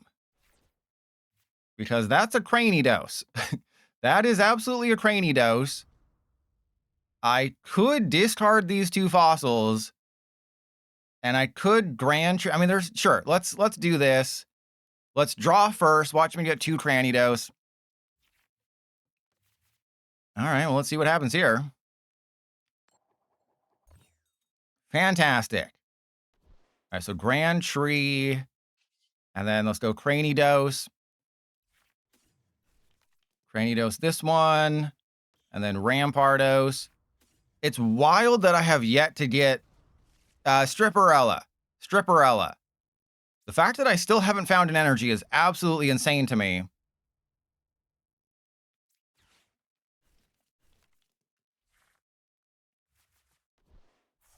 Okay, well, here we go. Get rid of this guy. And then I do have an energy card, which is maybe too little too late, but that's fine. Oh my god. Well, do I have a switch in the deck or something that I can... Yeah, there's 2 switches, so I guess I just start attaching to the Cinderace. Seems fine. There's a Shieldon, so let's go... sure, let's get this guy. So I'll attach to you, and then I have already run some errands. Yeah, Stripperella was a Spike TV show. It was, they had MXC back in the... I gave you Grand Tree, and you're still playing... But it was, you know, MXC, and that's about it. And Stripperella, and that's about all the shows. And what, Oblivious? Was that the other show they had? Stripperella. Stripperella. Not Booberella.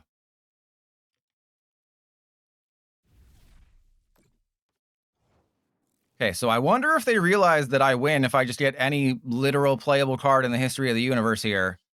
All right, so let's Grand Tree.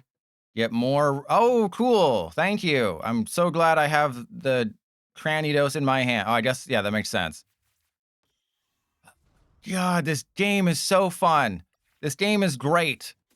I wish I could play this game all day and I never had to do anything else. I wish I could play Pokemon cards all day and never stop having fun times.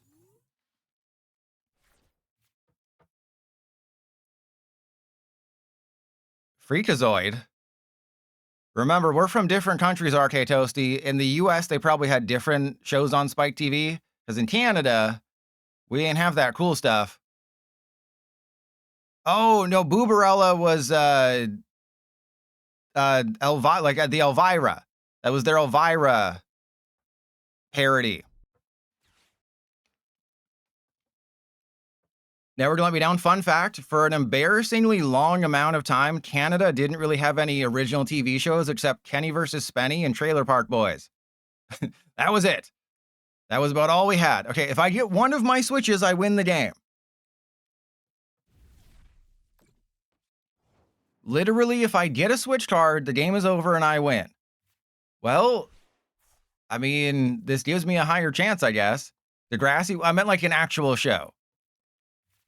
Oh my god, I don't have a freaking energy now?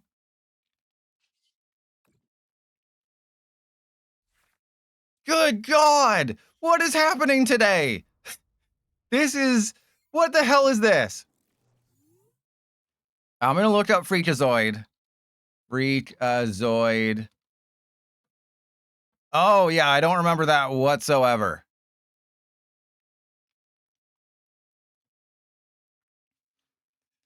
You know, that's the thing. Back in the day of our time, RK Toasty, we didn't have, you know, PVRs, and you had to go to the newspaper, and the newspaper would only show you like 5 of the shows that are doing something, and it was very fun.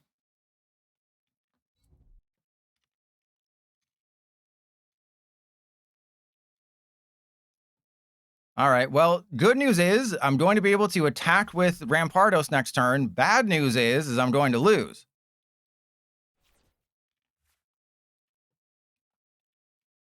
All right, so Coal Resist Acacity, Energy Fossil Quarry, switch into Rampardos. I probably should have drawn 2 cards, but what I already know I'm going to lose. I already know this game is over and I have lost, so I'm not even going to try. All right, so Rowdy Hammer.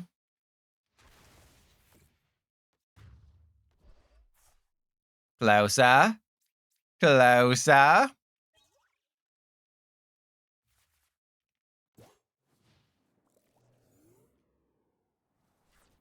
Yeah, I'm glad Bastiodon isn't good. You know, it would have been disheartening if Bastiodon was actually playable. But this is just wacky.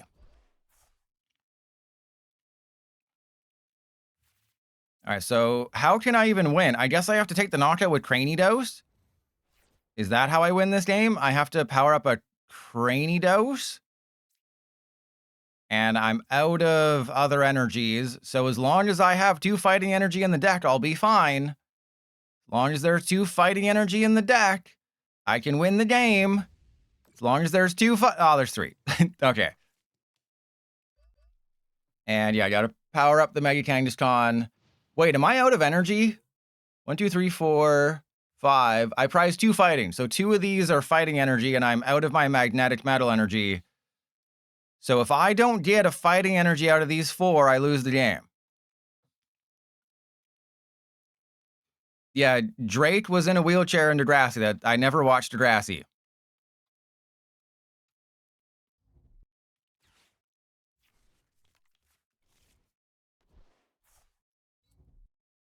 All right, so this is really bad because my crushing hammers have decided not to show up to work, which is really fun.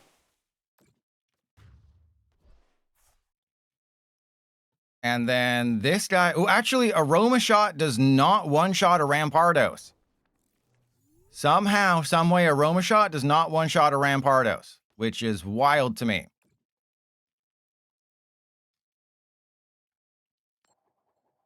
Okay, we're flipping heads here. All right, let's get rid of that. And then maybe I can win. You know, I don't have enough cards to win a stall out game, so I will have to take all my prizes.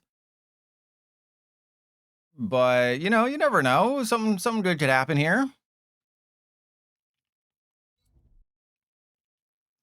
No, Degrassi is the Grey's Anatomy of Canadian teenage shows.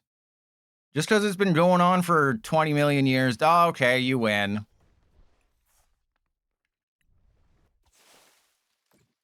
You've won the game. I have soiled my pants. Congratulations.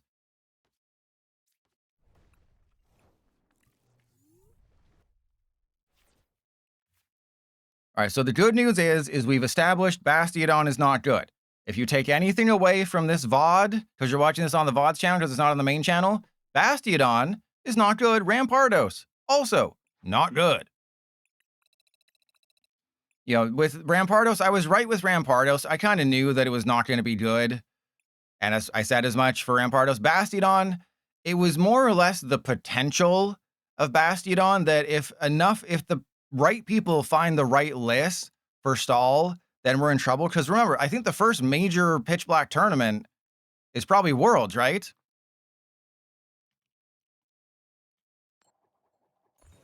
Right, so its stall is in its best place for a long time. And I'm sure Sander, if Sander's even going, but I'm sure there's a world where somebody's going to take a stall deck to Worlds with Bastiodon and do something. Because you have to remember, you're going to see a lot of Dragapult and a lot of Festival Elite. If you only hit those two matchups, you're kind of golden.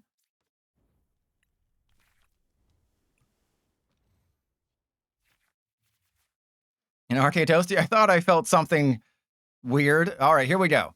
Chandelure. I hit them for a week. Oh, this is a great matchup.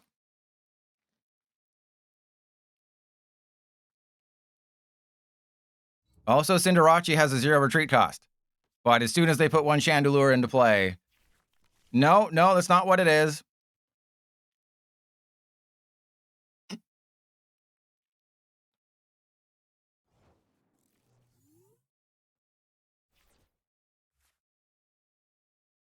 Well, what world have we found ourselves in? I have to be very careful here because Cornerstone Mask Ogerpon is technically my win condition here.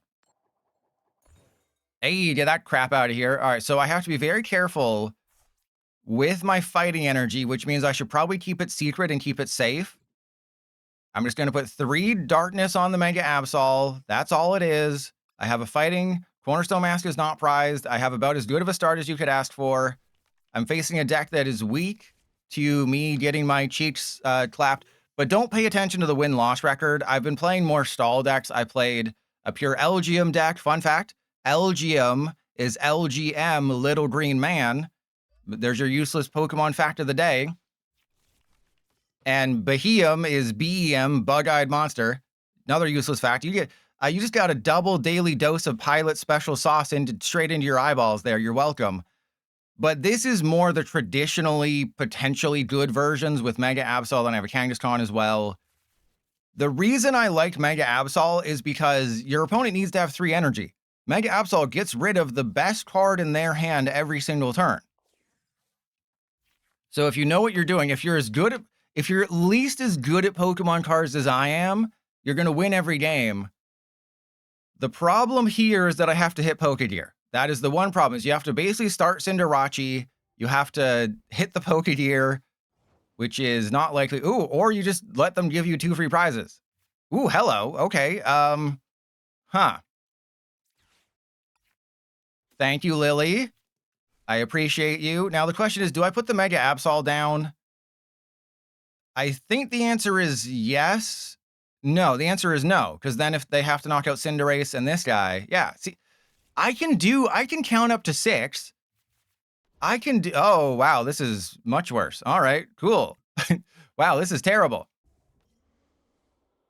And I don't think I can do anything if they get the Chandelure, but I am trying to masterfully bait them here.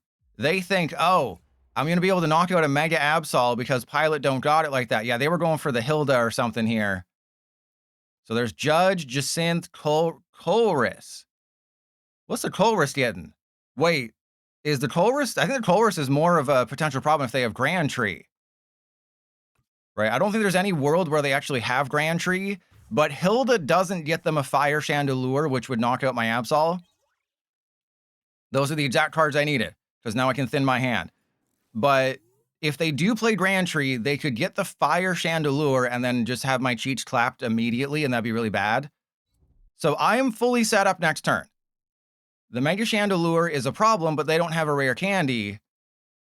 And there's no way they're just playing a pure Psychic Chandelure. I tested. I did the work for you, Colty, which is a name you'd give a kid these days. A stupid, oh, my kid's name is Skylar. Oh, mine's Snuffleupagus. Kids these days need to have normal names like Buttface, you know, like the rival from Pokemon. If it's not Buttface or Assface, it doesn't count. Ooh, oh no. I've got some bad news for you, Colty. You're about to get some pilot sauce drenched right in your eyeballs. Okay, here we go. And then in this situation, I do need to keep the Switch. I guess technically the Pokegear. I mean, if I can get a bosses here. Oh no. Okay, I'm sorry. It's not my fault I'm this good at Pokemon cards. Okay, you can't blame me for being this good at Pokemon cards that I can beat people off in my sleep. You know, it's not my fault that a Caterpie used String Shot on you. All right, there we go. 400 damage. Army of Darkness. Let's get rid of... I mean, I guess if I got rid of the Colress last time, I should get rid of the Colress this time. But this is exactly how the deck is supposed to work. Bastiodon on the bench means they need 3 energy. Absol takes the best card out of their hand every single turn. Unfortunately, you cannot period all over them.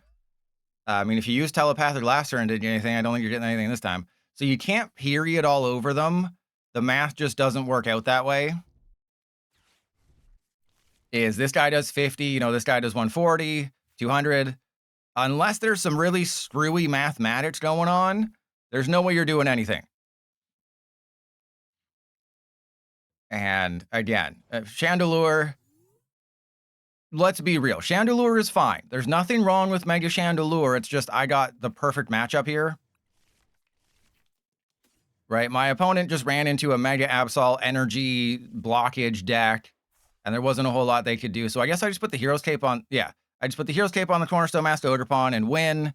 And yes, I am Chaos. It is me. Chaos is rising through the ranks. And also, I feel Chaos rising in my pants right now.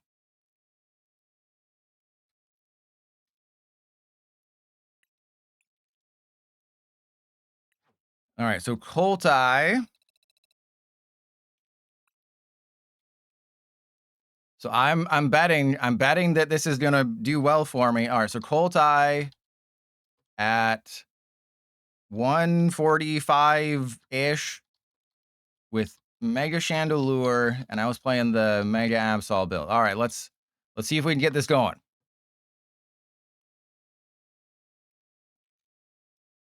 And Professor Oak, hey, should I put educational as a tag in the stream there? And Marcel's, no, the Cinderace is able to be put into play immediately.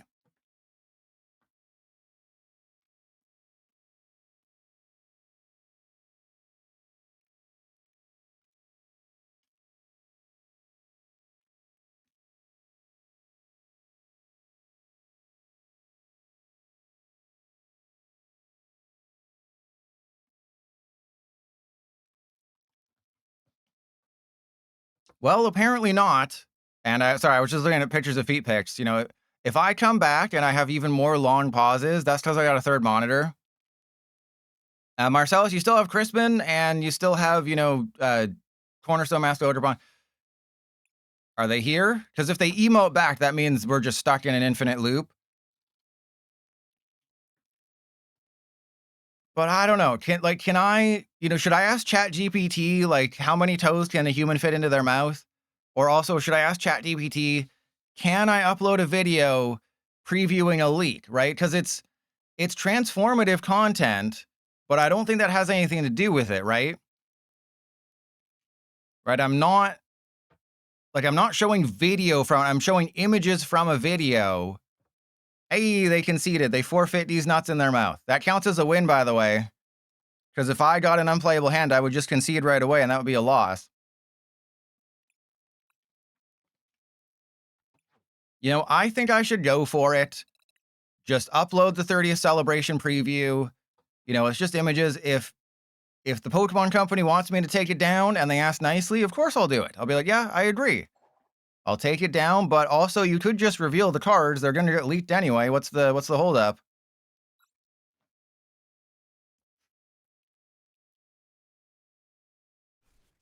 Yeah, that is, oh, this is great. This is great. That is actually a good way around it. If I don't show the actual images, then yeah, I'll leave myself that note. If I don't show the actual images, I can't get in trouble.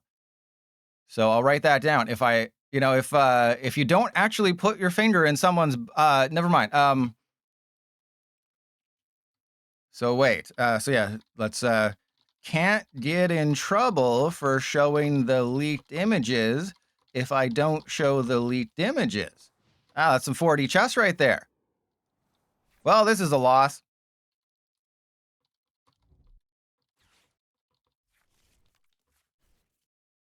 Picture the Pokemon with the attack text, but not the actual card. And that's actually fine because the images are in such low quality too. Well, this is concerning. Also, Cornerstone Mask Ogerpon.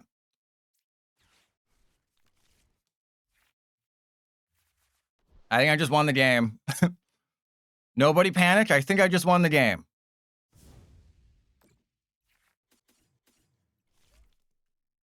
Yeah, so that's a good one. Yeah, because I originally was going to show the images, but as you can see, they're such low quality because it's, you take the original video, you upload that video to like TikTok or Instagram, the video gets reposted to Twitter. I have to use Elon's 480p Twitter video player, and then I take a screenshot of that.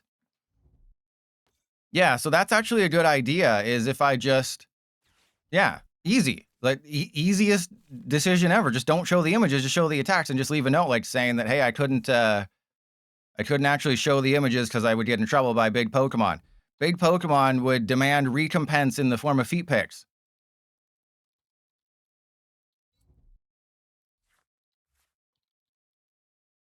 Yeah, I'll say like A, too blurry, and B, don't want my cheeks clapped. Don't want my cheeks clapped by Big Pikachu, by Big Pika.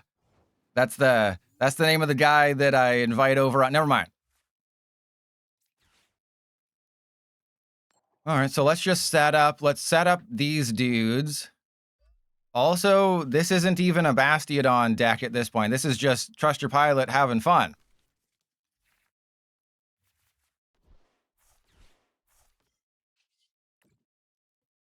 And I believe I have 2 magnetic.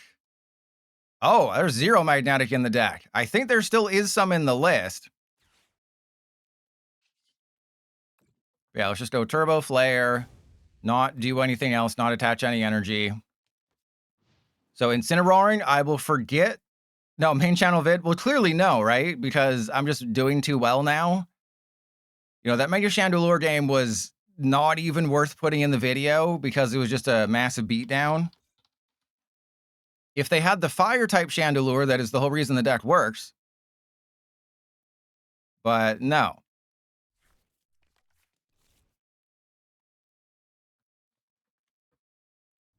See, this is why listening to the community is a good idea. Is I would not have thought of that, and now I can't get in trouble. But I also can't preview the 30 Pikachu if I can show the ET. I can show the ETB image, I think. Right? Because the ETB leak was just like a brochure. That's not an actual, I mean, that's also kind of falls under this. I don't know. I'm overcomplicating this when I just upload a video and whatever. I'm overcomplicating this. I just don't want to, you know, come back from my hiatus and be like, your video was struck and not by a paddle that Mistress Paddlebottom normally uses in a bad way.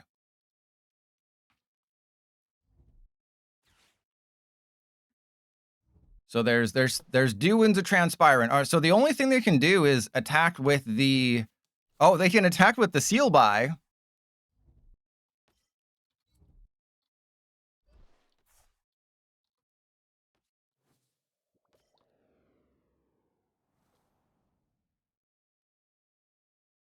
So I'll have to save some quotes for the full set review. There we go.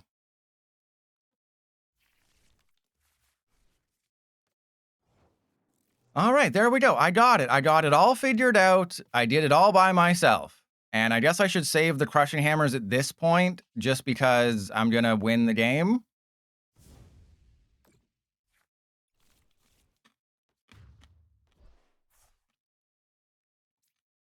Thank you, Incinerator. I know, it astonishes me. You know, call me a Pokemon move because it astonishes me that I'm this smart. And yeah, I don't have all the leaks on my computer. So it's just the ones I've been showing you. And then, yeah, like the Minior is just useless, but it's just basically take a good Pokemon card, give it bad text, and that's everything in 30th Celebration. Do you think they realize that they can't do anything? Like, are they hoping that I play other cards that aren't Cornerstone Mask Ogerpon? ABJ, Mew EX is going to be has the most potential to change the game, right? We still have to wait for the Delta Rain reveal tonight. We have to wait for the rest of the 30th Celebration. But if I was to guess what's going to be the most impactful card from 30th Celebration, it's going to be Mew. Right? It's like, how can it be anything else? It basically has to be Mew. All right, well, hey, there's an Absol. I could just put the Absol down just to try to bait them. Yeah, sure, let's masterfully bait them. Why not? Press 1 if you enjoy watching me masterfully bait people. We'll get rid of that. We will have Fossil Quarry and Energy. Let's bump their Force of Vitality. Let's get that guy down. Let's also get rid of that guy. And then we shall demolish. And Marcellus, I will rant about that in the video, but my basic counter argument, so I say that's the argument is, you know, why 30th Celebration isn't a playable set is because it's a collectible set. But you have to remember, there are people who are paid to put text on Pokemon cards. The tweet is literally, well, I think it was 19. I think I actually underquoted it last time. Jump scare. Is 19 people play the Pokemon TCG 7 hours a day, 5 days a week. It is their full-time job to balance the trading card game. So there is literally 19 people whose job it is to make sure that new cards are balanced and fair. So there's no reason for cards not to be competitive. There's no reason for a collector set to not have competitive cards. If you're paying 19 people to test your game, full-time jobs at creatures, there is no excuse. You cannot hide behind it's a collector set. So I will rant about that in the video. Is you cannot hide behind that because this is a card game. If the cards aren't meant to be competitive, just don't put text on them, right? There's text on the cards. There's a reason there's text on the cards. If you're not going to put effort into the cards and make them somewhat viable instead of just useless bulk, then what's the point of having text in the first place? So there you go. That'll be my rant. Okay, do you think they're about to realize? I think they're finally after 6 minutes they realized. Took them 6 minutes to realize they can't win the game. We have taught them a valuable lesson. Again, I am an educational channel. I teach people valuable lessons every day. Remember when I told everyone to take the under? I meant to take the underpants off because you should be raw dog. Okay, Freezy collects. Here we go. So I'll switch to the Kangaskhan build after this one, and then Iron Thorns, and then Gengar. So I'll make sure to get through all those. But I'll have to leave a note. You know, non-stall games. I'll put that in the description. Non-stall games start at around the 1 hour mark. If you're here to watch interesting gameplay, that starts around the 1 hour mark with Rampardos. With Rampardos EX. I mean, the gameplay isn't... Again, I play 3 basics. Yeah, everyone, I'm surprised I haven't forgotten about the the Terras having the built-in bench barrier, I am surprised I haven't forgotten about that. I also haven't been playing many spread decks because any damaged spread decks are just destroyed by Dragapult. And I'm very interested to see how they handle the release of 30th Celebration. Remember, it's a worldwide simultaneous... Oh my god! A worldwide simultaneous release. And let's just go for, I guess, Colress for the Quarry. I'm pretty sure there's a couple more quarries that are supposed to be in this list, buddy. Buddy, what the hell, bro? Y'all got any more of them fossil quarries? All right, that's fine. Okay, so Turbo Flare. I have a fully powered up Mega Absol. If they don't have Misty's Vitality, they're kind of screwed. But this is a really rough matchup for me. Yeah, more than 2 months ahead of time. Right? Like, I know people will say it was unscrupulous, but it's also, they send product out to vendors early, like to preview it or to do this, to do that. They got Misty's Vitality. I got bad news for you, Freezy Collects. I've already won this game. Because if I just get a bosses off the Pokégear, I win. Even if I don't get a bosses off the Pokégear, I can get rid of the best card in your hand. But this is the nightmare scenario I talked about with Wailord that never really popped up. Was if your opponent just takes a knockout of your whoever you mistied to, what are you supposed to do after that? The answer is nothing. Yeah, it'd be a real shaman if something happened to that Wailmer and I got rid of a card from your hand. It would be even worse if you bossed up a fossil that I immediately discarded from play. Yeah, it's the thing. It's like you can say, oh, it's everyone should be reprimanded for, you know, getting their feet on 30th Celebration product too early. And it's like the Pokemon Company printed this 2 to 3 months ahead of time. I mean, at a certain point, you got to be like, they could have just waited, right? I know they're trying to meet demand and have as much product out as possible, so they're starting the process early. But it's like, you know, that's one of the reasons why Grand Theft Auto 6 is not on physical. It's a much more nuanced argument than that. But one of the reasons why Grand Theft Auto is not coming out on a physical disc is because they wanted to avoid leaks. And we can get into that whole thing about PlayStation killing discs and why, because I watched the videos. I kind of knew why it was happening, but it was interesting to know the exact, you know, mathematics for it. Hey, let's go second. Yeah, there's also that where you can open pitch black ETBs and you'll find a pack of 30th Celebration or something like that. Again, this is the exact same hand. This is nutty. But yeah, that's one of the reasons is because with physical games like Halo, I mean, that's not really a good example because it's only out in 5 days, but Halo is already in the hands of video game stores. If you go to a GameStop and you ask them, hey, you got any of that Halo in the back room? That there will be Halo in the back room. They send out product up to 2 weeks in advance. So if they printed physical copies of Grand Theft Auto and shipped them out to GameStop, there's a very high chance a minimum wage GameStop employee takes a copy of Grand Theft Auto home and then uploads a TikTok of them playing the game and getting internet notoriety, and even before they get, all the videos taken down and stuff. But by having a full digital release, there's no possible chance of the game leaking ahead of time. So that's one of the reasons why they're doing that. It's also the economics as well. Oh my goodness. Okay. This is insane. I'm going to have to wait 2 turns to do anything, but that's fine. They didn't even get an energy attachment. All right, so Crispin. Let's go fighting. Ooh, interesting. Okay, let's go fighting energy in the hand, darkness on the active, 50 damage on the Kangaskhan, 3 on the Mega Absol.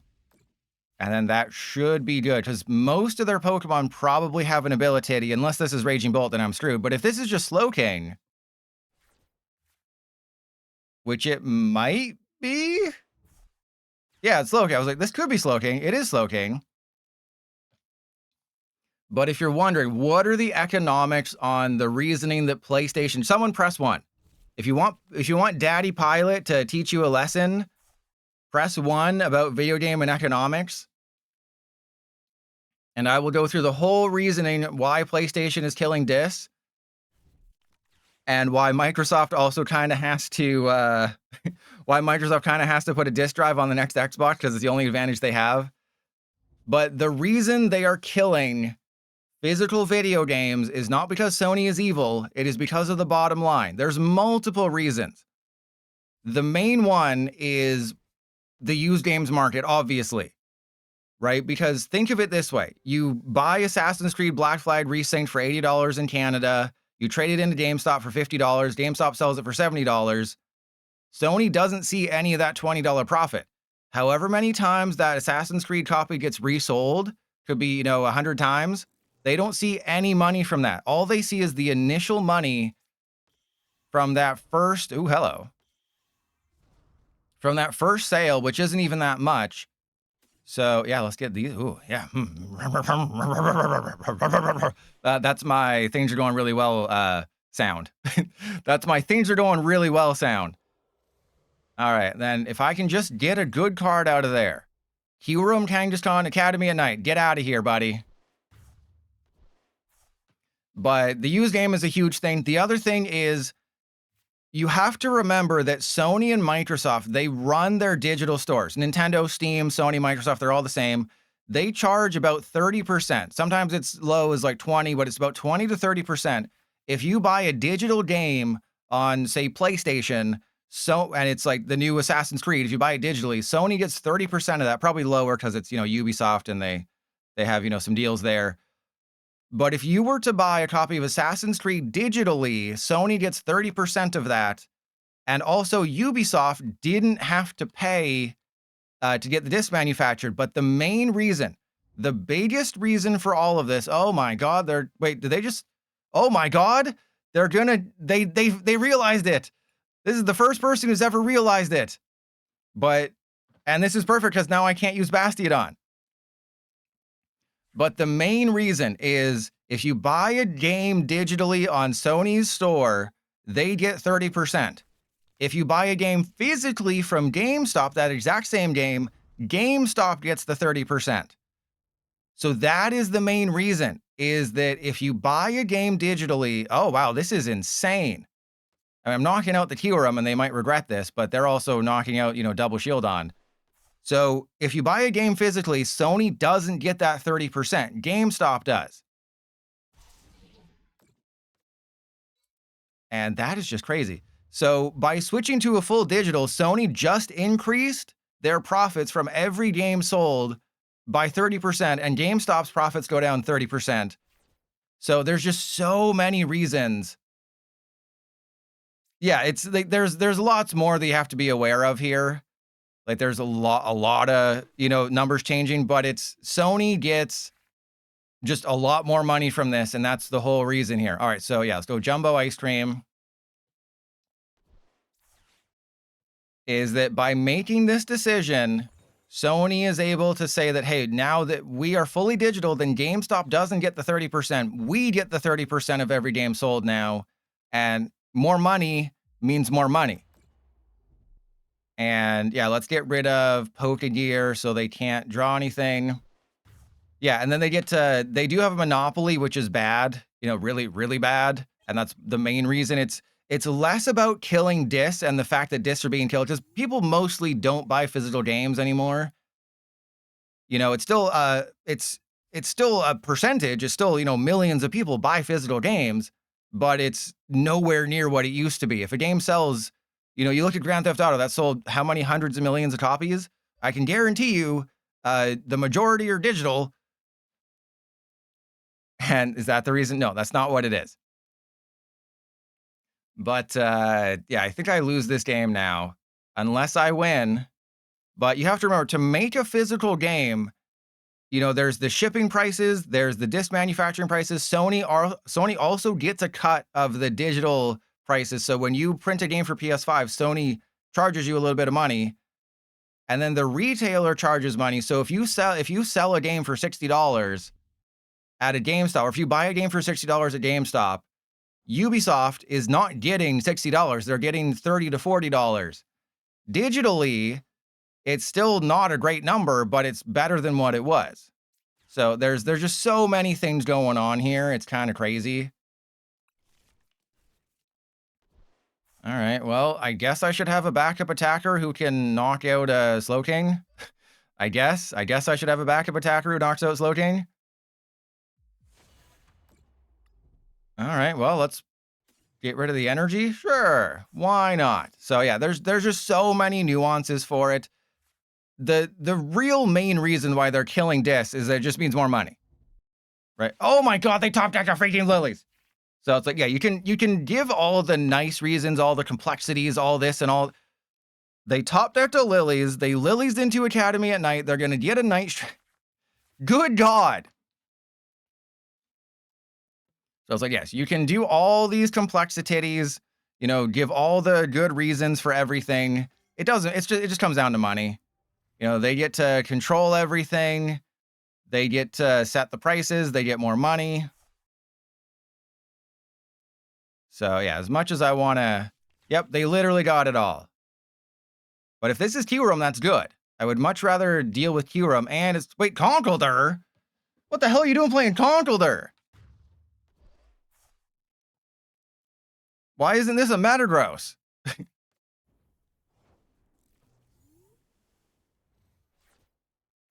All right, well, I believe I lose because they win the game. All right, so Turbo Flare, and then I'll just attach all the energy from deck.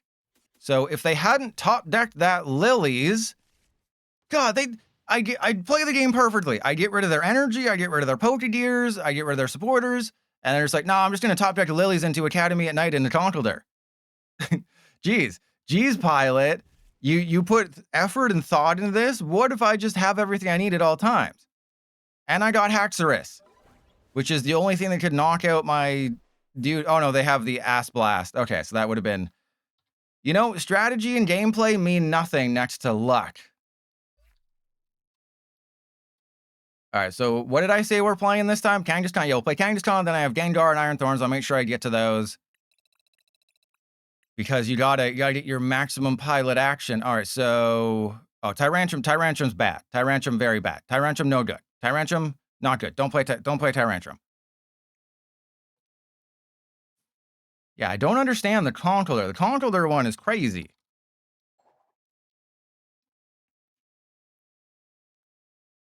All right, so yeah, never gonna let you down if you're still here. I don't think this VOD will be as popular as the Toucannon one because no one's really interested in Bastiodon.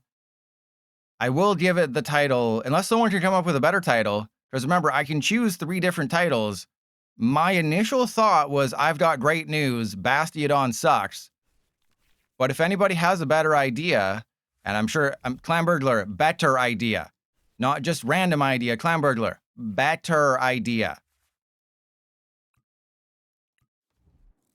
Is this Slowking again? All right, take 1 mulligan, and we got the old Kangaskhan start. Fantastic. Am I going first? No. If I was going first, or if I started Cinderace, actually, is this, I don't even think this is a Cinderace deck, but it is a Slowking deck, and that's terrible. All right, as long as they don't have Annihilate, I do have a chance, but this is concerning to say the least. How am I going to take down Nintendo themselves? All right, well, that's going to go there. That's going to go there. Let's go for, I guess I want Bastiodon more than anything else. And then I'll Crispin first. And then I can go, yeah, let's put a water there, metal there. This is just to thin the deck, so I have the highest chance of getting a fossil here. Hello there. And I have everything I need for next turn. All right, this is great. So the problem, of course, is they are most likely going to Kyurem.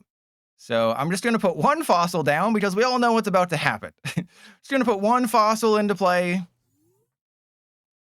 because we all know what's about to happen. They are 100% going to go Academy at night, Kyurem, Slowking energy. So if I put multiple fossils down, that's just more prizes. We don't want that.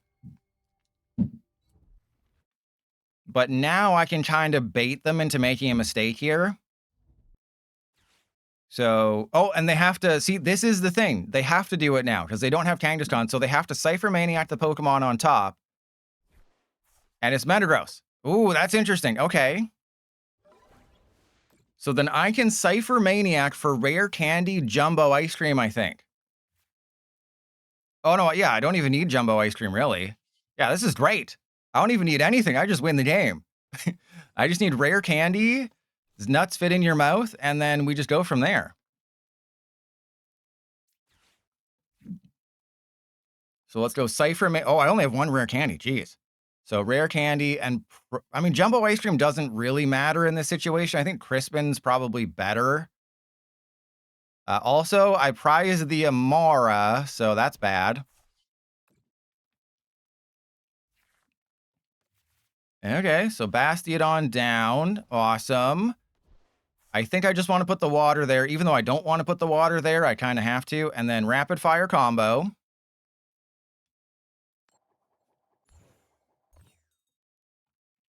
But I am so glad that my sixth sense was tingling. That's when I feel something in my toes. And I just knew from my limited testing, I played, 2 hours of testing. Yes, Trust Your Pilot does test decks before he plays them sometimes. I knew that this was not going to go well. I knew that this was not going to be, a winning combination. Bastiodon, as much as I wish it was good, it just is not good enough. And if they have freaking double Wonders Patch, I'm so screwed right now.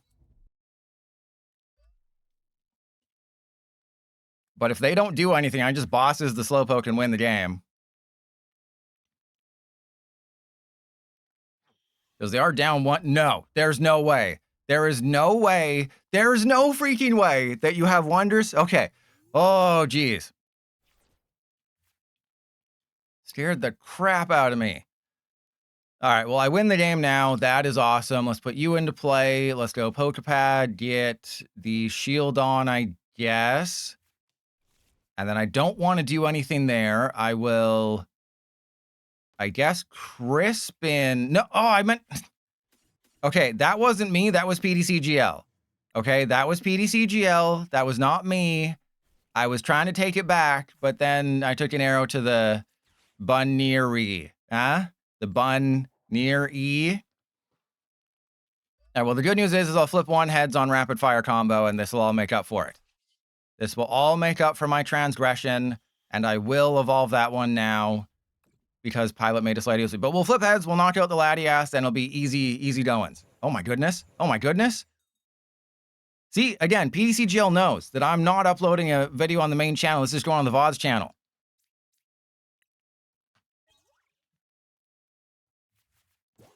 What the hell is happening? This is like exactly how I would draw it up. This is nuttier than a professor.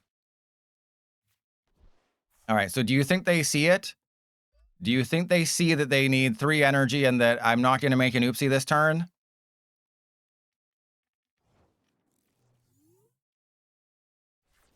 Okay, so you go there.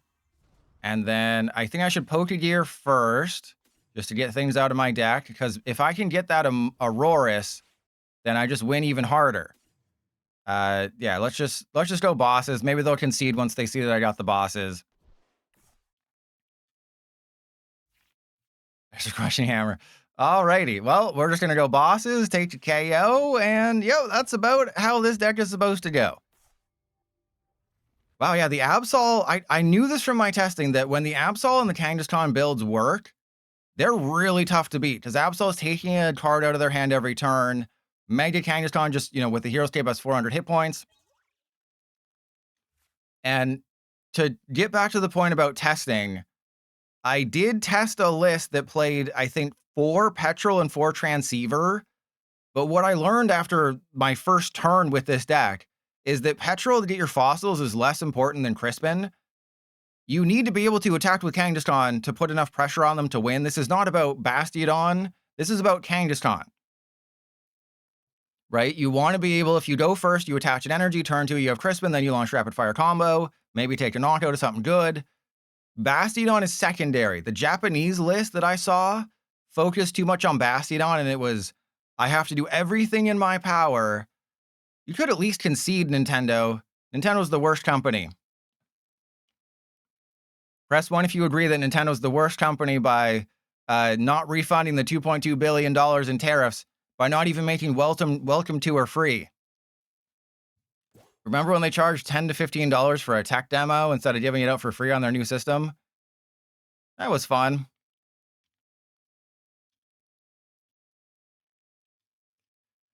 So they're not here. It doesn't, if you're wondering, in the game log, it only says they didn't take an action in time if it's to end their turn. If it's to promote a Pokemon, it doesn't say that. It just automatically promotes.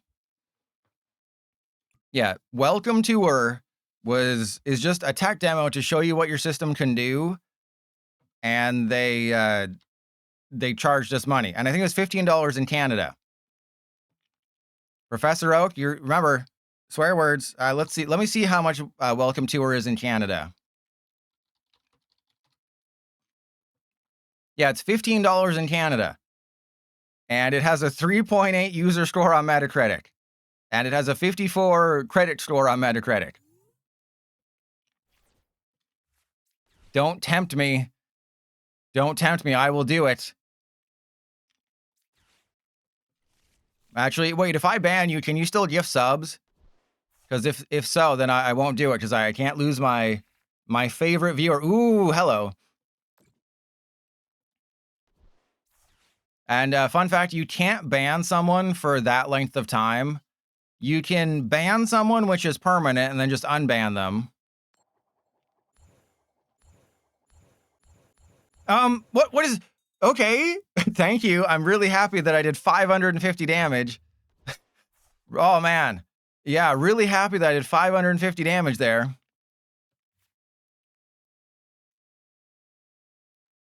Yeah, you can ban someone, which is just permanent, and they can unban them later. But a timeout, I believe, is maximum. Let's find out who wants to get timed out to test this, to test what the maximum is. I can't remember exactly what it's like, 6 minutes or something. But if you're Professor Oak, I can't lose you. But the next person to press 1. Fine, Professor Oak, you asked for it. I'll let you have it. But just know that there are repercussions for this that are long-standing. So you get timed out for 600 seconds. 600 seconds is the maximum that someone can get timed out for. And so that is, as everyone knows, that is 11 minutes.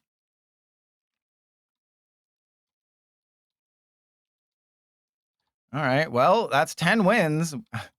I got to 10 wins. Let's, I guess we'll go to Iron Thorns because we're running out of time here. The Iron Thorns one, oh my god, I hate... Why? Just have the points go immediately into my account. Don't make me click through 3 screens. Don't give me an unskippable cutscene and then 3 screens just to get 100 gems most of the time. God, I hate this game. All right, Iron Thorns, yeah, this is not very good. At Clan Burglar, you know there's only one way that you will get untime out Professor Oak. There's only one way that that'll happen. Is if I ask people to pin your comment or unmod you. Those are the only ways this will happen.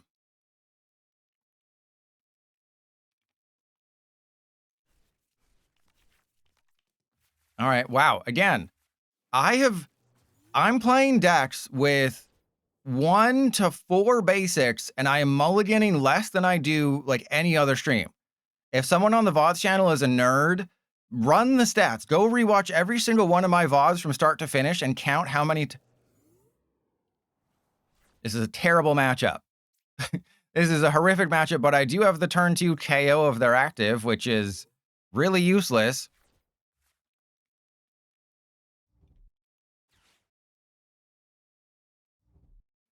Secret Box is definitely an interesting one, right? I don't hate Secret Box. Like, there's so many different aspects. You can put your Legacy Energy, Brilliant Blender, Secret Box.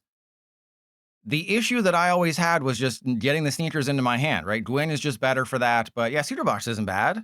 You get Prism Tower, you get Gwyn, you get, we don't have Energy Lotto, which would be really useful. Most matchups, Saito. Can I sigh on your toe? Most matchups for Iron Thorns are not good.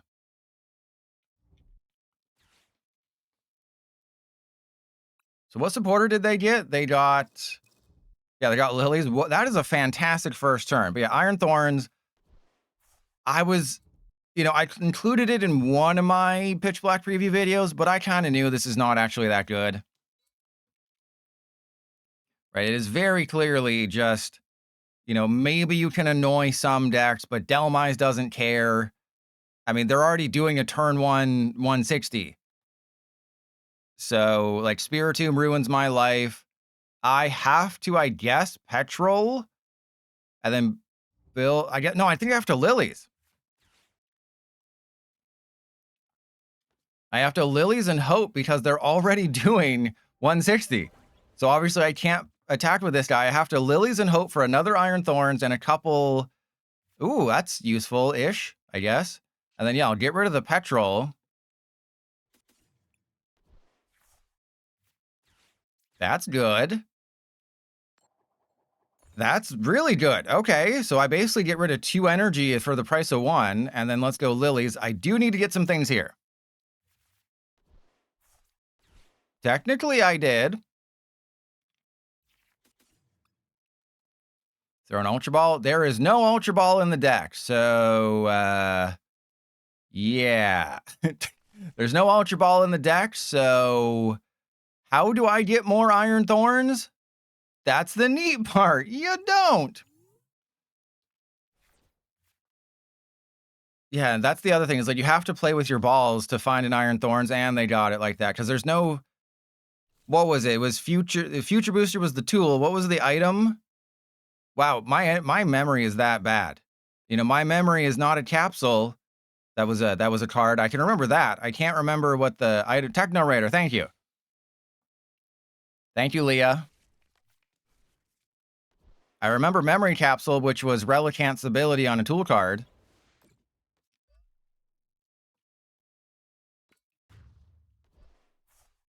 Alrighty, well, I guess I just Lilies and hope again. Because I don't have another Iron Thorns. I can also thin out some things, but that's not going to help. Did I just top deck an Iron Thorns? That is insane. And Marcellus, it'll be on the VODs channel. It'll be in the description of the VODs channel. Okay, so I guess I attach to you. And then... but I need the Citra box for Crispin. Heart of the cards, baby. I told you. All right, so that's... I'll Rare Candy into Bastiodon first. And what do you mean you still got it? All right, so let's get double Bastiodon. We're going to get double Bastiodon in here. Damn straight, bro. Oh, I made an oopsie. Because it was glowing, I thought it was that Bastiodon I could evolve into. That's my bad. That's my bad. I thought because it was glowing, but then I forgot because it was glowing, it was because I could discard it, not because I could evolve into it. I made a slight oopsie, but I was going to lose this matchup anyway. But Marcellus, you have to remember, if you want to copy deck lists, you have to be subscribed. That's the thing. If you want to copy, if you want to look at my, if you want to look at deck lists and copy them, unfortunately, you do have to be subscribed. Those are the rules. I'm sorry to say, actually, I'm not that sorry. All right, well, let's get that. Let's do that. Hopefully they don't realize they can just use Poltergeist. Hopefully they don't realize that Poltergeist is just kind of a win condition for them. All right, let's go. Let's just have everybody. Let's just put, it's the dumbest thing I could do, but let's just put everybody into play.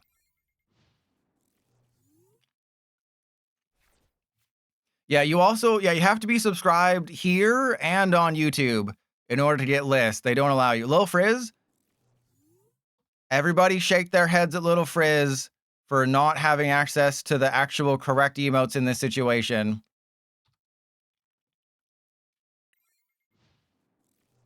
And Professor Oak, don't do it. It's a trap. Don't do it. Yeah, imagine not being subscribed and having access to the actual correct emotes for this. Okay, so this is fine.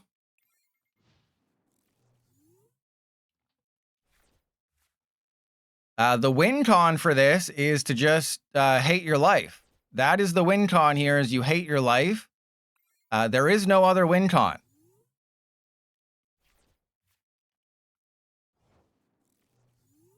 But I'm in a situation where, hey, there's a Voltaic. I guess that'll go there. Because I need to get magnetic metal energy. Why won't Absol be good post-rotation? They'll still have Toxtricity. All right, well, there's that for Petrol. Do I have Xerosic? Oh, we do have a Xerosic. And we have 1 magnetic metal energy. And 1 AZ's Tranquility. So I guess I just go for AZ's Tranquility and then be like, yeah, what are you going to do now, bro?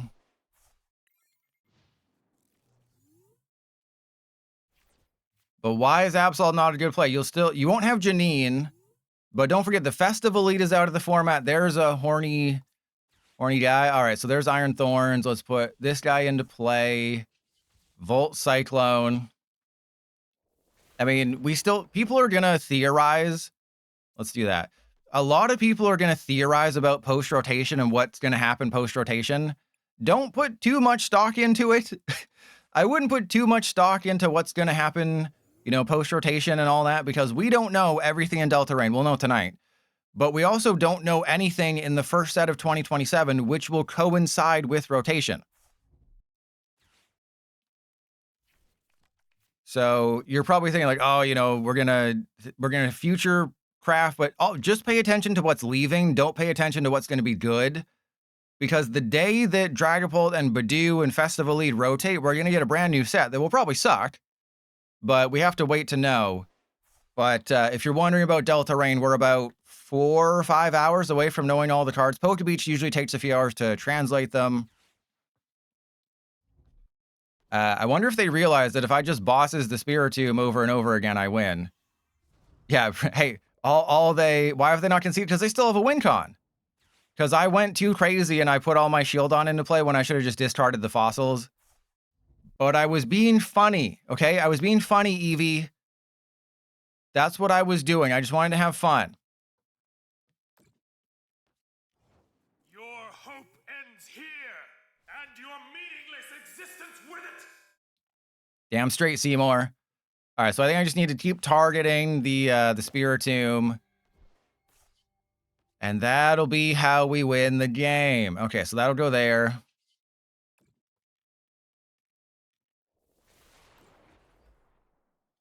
Let's go, I guess, metal. I don't know. I should have just discarded the fossils, but I was having fun, Eevee. So, yeah, you have to remember that Bastiodon only prevents damage. It doesn't prevent effects of attacks. So Matcha Spin, they can just use Matcha Spin multiple times, which is very bad for me. Also, I can't use Handy Fan, which is not good either. And okay, so if I can... I mean, a Spiritomb just wins them the game, right? So what am I even doing thinking? What am I doing using that pesky brain of mine? Could you imagine using your brain for thoughts? God, what a crazy idea.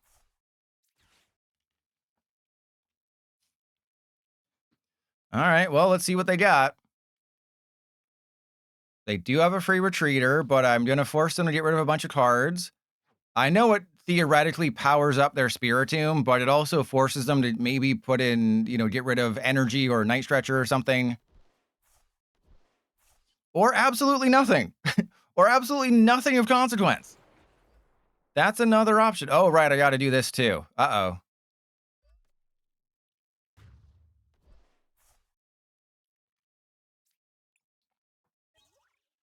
So I was hoping to get rid of something good off this Xerosic because it's my only one, but they literally just got rid of bosses and nothing that necessarily helps me win the game. What I imagine they're going to do is they're just going to retreat, because Poltergeist being a free retreater is bigly important here. So there's the Night Stretcher. If they have the Spirit, I don't think they have enough sneakers though, right? because it's all but 3. They have 1 down, so they would need to have 13. 1, 2, 3. They only have 9. They still need 4 more. And this is interesting because they take 2 prizes, which is, again, I blame you for this one, Eevee. I blame Eevee. This one's all your fault. Because I was going to do the smart thing, but you told me, oh, you got to do the funny thing. You got to be really funny and do the funny thing and just have the worst things in play at all times.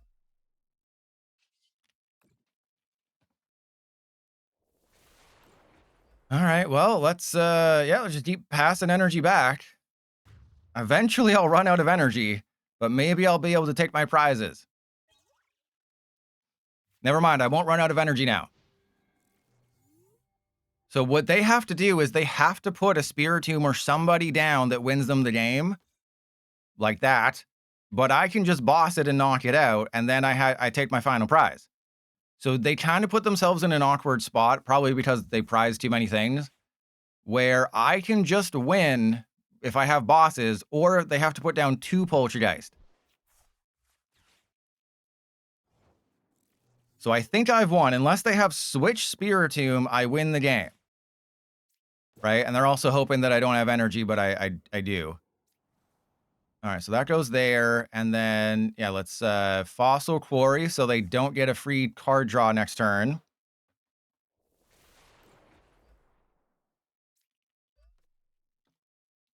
Boom. So Eevee, yeah, they did have a win con, but they forgot they were facing the master. Wait, wait. 11 and 6. Wait, so should I change the title of the YouTube video? And then we'll play Gengar, which again isn't good. Wait, do I have to change the title of the YouTube video and be like, Bastiodon sucks? Unless you play my list, unless you watch this video, unless you play this list.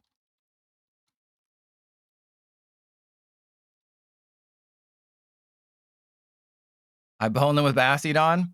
Fossil Pokemon are so back. I have to include Bastiodon in the title. Yeah, that's concerning. So maybe it should be I've got bad news. I've got bad news. Bastiodon is kinda good.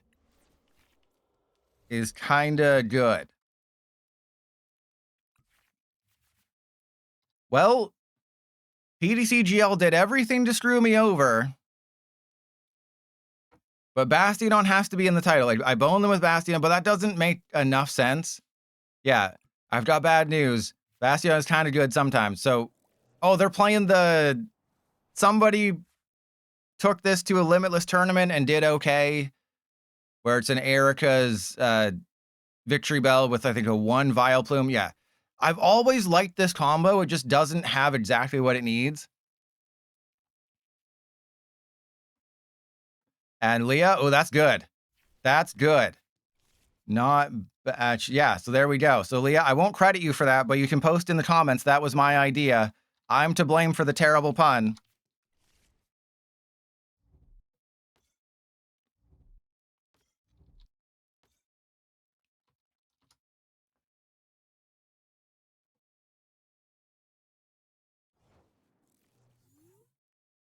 All right, so I have Janine, which isn't helpful. These are all not helpful cards because I can't even take a knockout. Luckily, I'm playing one of the few dark decks that is weak to fighting. What the hell is this?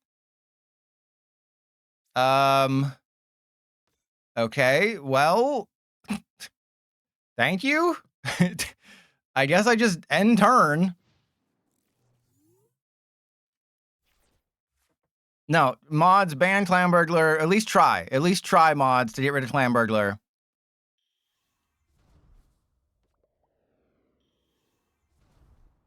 So, do I have to... Wow, they got everything.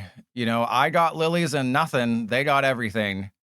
So, Janine is really good, but this is just moving energy from your opponent's active to one of their benched.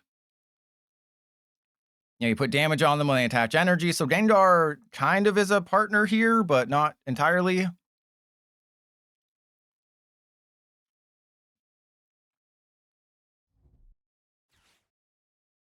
All right. So they don't have a Forest Vitality, which is good, but they're just playing the Limitless list, which has a 1 Meganium, because Meganium needs to double the energy, because if you don't double the energy, then Victory Bell can't attack.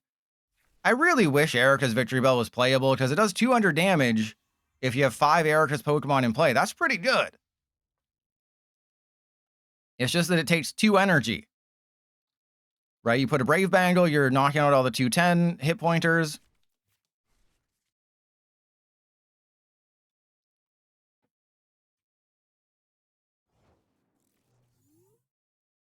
All right. Well, hey, we got a Ghastly. And then I guess what I do is I Janine. Oh, man. Huh. This hand is just too good to get rid of.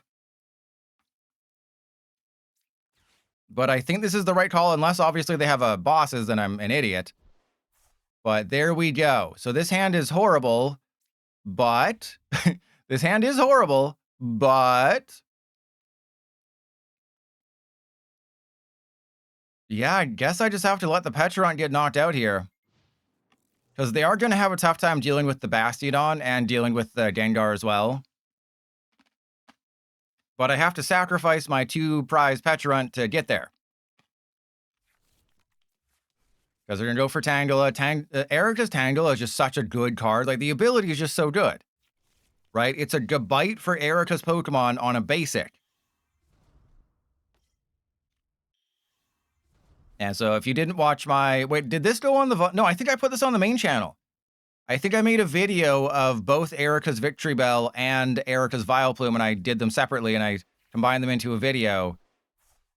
And it's like, the card isn't bad. 200 damage for 2 energy, or 240 for 2 if you just have Erica's Pokemon. It's not bad. It's just missing some secret special sauce. Which definitely isn't just ketchup and mayonnaise mixed together. Like, it's just missing something, and I'm not quite sure what it is. But I will get this video up on the VOD's channel tonight. And it's looking like I'll put multiple different YouTube titles. I do have room for 3. So if there's anybody out there, I have 2. One is I've got great news, Bastiodon sucks. I've got bad news, Bastiodon's kind of goated. If anybody wants to, throw their hat in the ring. And I lose the game. Fantastic. All right, so... there's that guy. I guess in this situation, I just go for a Budew. Seems like a bad idea, so let's do it.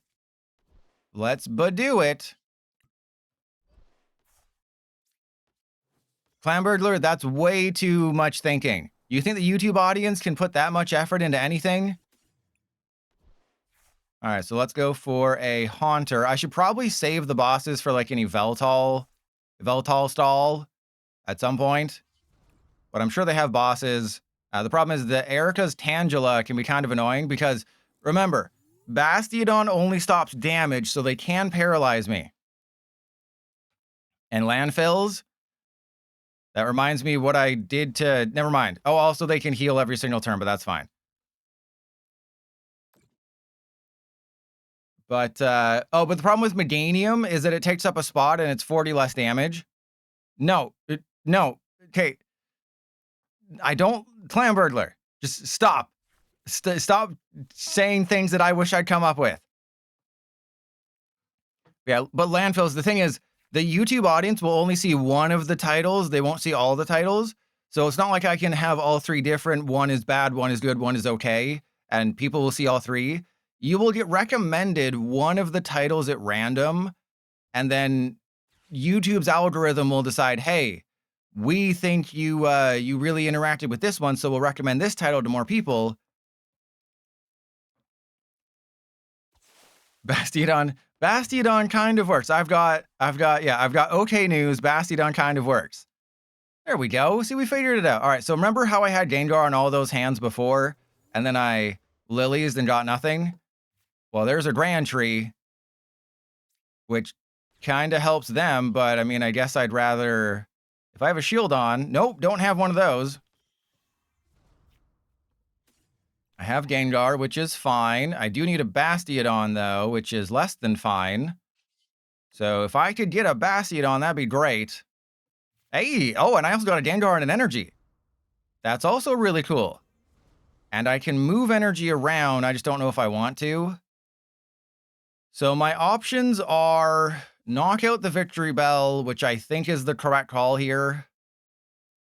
And I'm out of Haunter, so there's no reason to put the Ghastly into play. Yeah, let's just knock out the Victory Bell, because they can't knock out my Gengar, and I can move their energy around.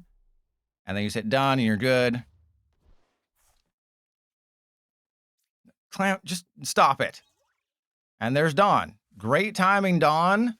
So they have to attach an energy to the Victory Bell, but if I just bosses the Meganium, there's nothing they can do to win, unless they bosses my Bastiodon. But if I bosses the Meganium and knock it out, then I'm totally fine. And also I resist Grass, but that doesn't really matter because I'm screwed anyway. And okay. It has to be a YouTube-friendly title, though. It still has to be YouTube-friendly.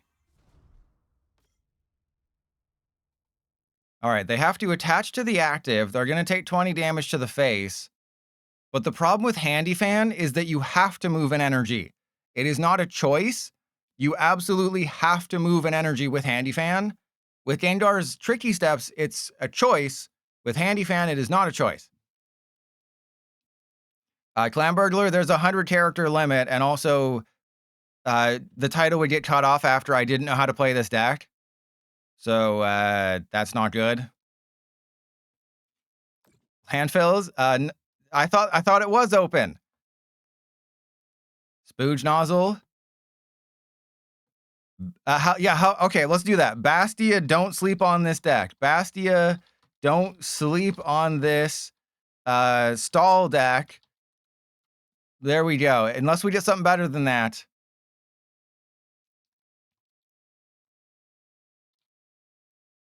Well, is it a day of the week that ends in Y? Because it could be open or closed.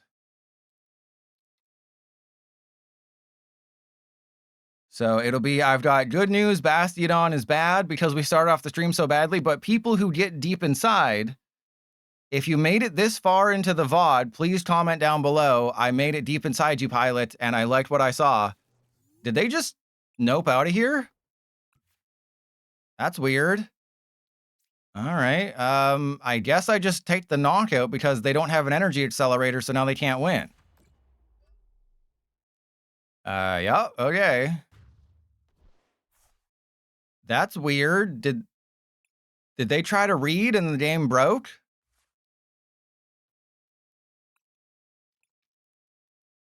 Wait, did I just get 12 wins? Not in my wildest dreams did I think I would get to 12 wins. All right, so I have time for one more game after this one because it doesn't look like they're here. So I'm 12-6, 1540. What the hell? And so yeah, I'll leave a note that non-stall games started at 1 o'clock, and then the best games start at around 145, with Mega Absol, Mega Kangaskhan, and like Gengar EX and stuff. So yeah, so the back half. So my watch time will be pretty bad. You know, maybe are they rage quitting or are they getting the disconnect glitch? It's hard to know. But so what is the choice? What version do you want me to play last? And I'm glad 31% of people didn't listen to me. And it's in what, you want to watch me suffer? So just tell me which one you want me to play. I haven't played Tyrantrum. That's the only one I haven't played. I have the weird Elgyem list that I built. There's obviously Kangaskhan, Absol, Rampardos. Just name a version. And remember, we're only 4 hours away from knowing every card in Delta Rain, which is out in 105 days. Marcellus, you have not given me any money, so I can't value your opinion. This is a democracy, as I've said, but because of that, it's the people who have the most money that decide what happens. That is, when I say this is a democracy, that's what I mean. Is that the people with the most money have the most influence. Absol meow. Okay. Well, I'm going to go to Tyrantrum because you're all weird. Okay, you're all being very weird, and I'm just going to play Tyrantrum because it's the only one I haven't played, okay? Not because Marcellus told me to do anything, but because I want to do this, because I'm a big boy. We're going to face Dragon... It's either going to be Dragapult or Festival Lead, and both of those are not good. So this is the last game of the stream, and then tomorrow it's just going to be Mega Darkrai, and we're going to face all the Festival Lead, because Mega Darkrai is weak to grass, right? Just the worst Mega Absol. Do I want to go first? No. Mega Darkrai is weak to grass. Awesome. Just a worse Mega Absol. That's all you are, is just a worse Mega Absol. Only had to take 4 mulligans. That's pretty good. And unplayable hand. Marcellus, you're banned. Marcellus, because of you, I'm not going to win this game. I told you it was going to be Dragapult or Festival League because we're winning too much. This is, again, you get punished for doing well on PDCGL. Oh, man, I'm playing a fun deck and I'm winning games? Oh, that must be good news, right? No, it means you're just going to face Dragapult and Festival Lead. Fun fact, Saito, the most successful Darkrai lists on Limitless right now, they are only playing the basic build. The basic heavy build of the deck. All right, so I have to go for my other Diglett, hoping that they don't... Oh, no, I have to... I guess I have to bosses the Torchic, and then just kind of hope. That's... What if I flip 39 heads here? What if I flip 39 heads? Oh my... we flipped 1. Completely useless. All right, but I do get a Rocky Fighting, so unless they have the nuts, I mean, it's not like I gave them 4 free cards or anything, but as long as they don't have the nuts and have Rare Candy Blaziken, ooh, then I have a chance to win. Unless they have Rare Candy Blaziken, which, uh-oh. That's Meowth.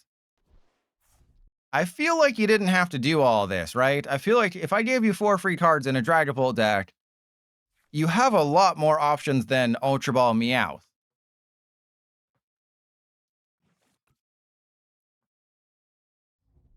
So I will go out of my way and do my best to make sure Mega Darkrai is a video, but I just didn't want to make Bastiodon into a main channel video. It's so...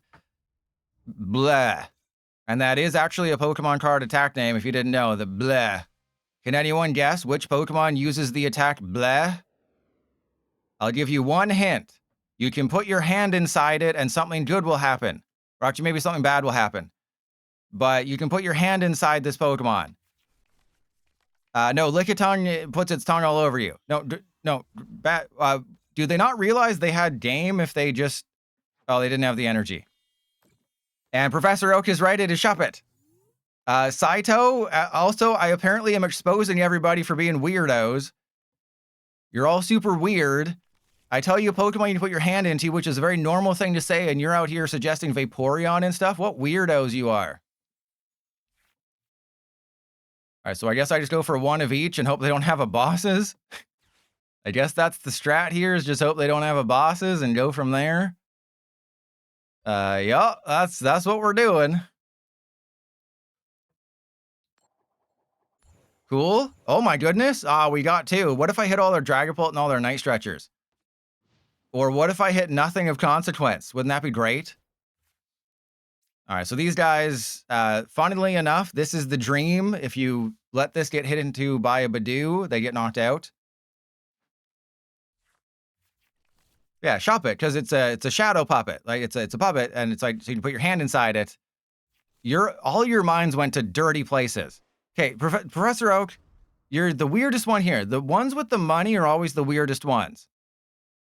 Right? You're the #1 gifter here. You're also the #1 weirdo, okay?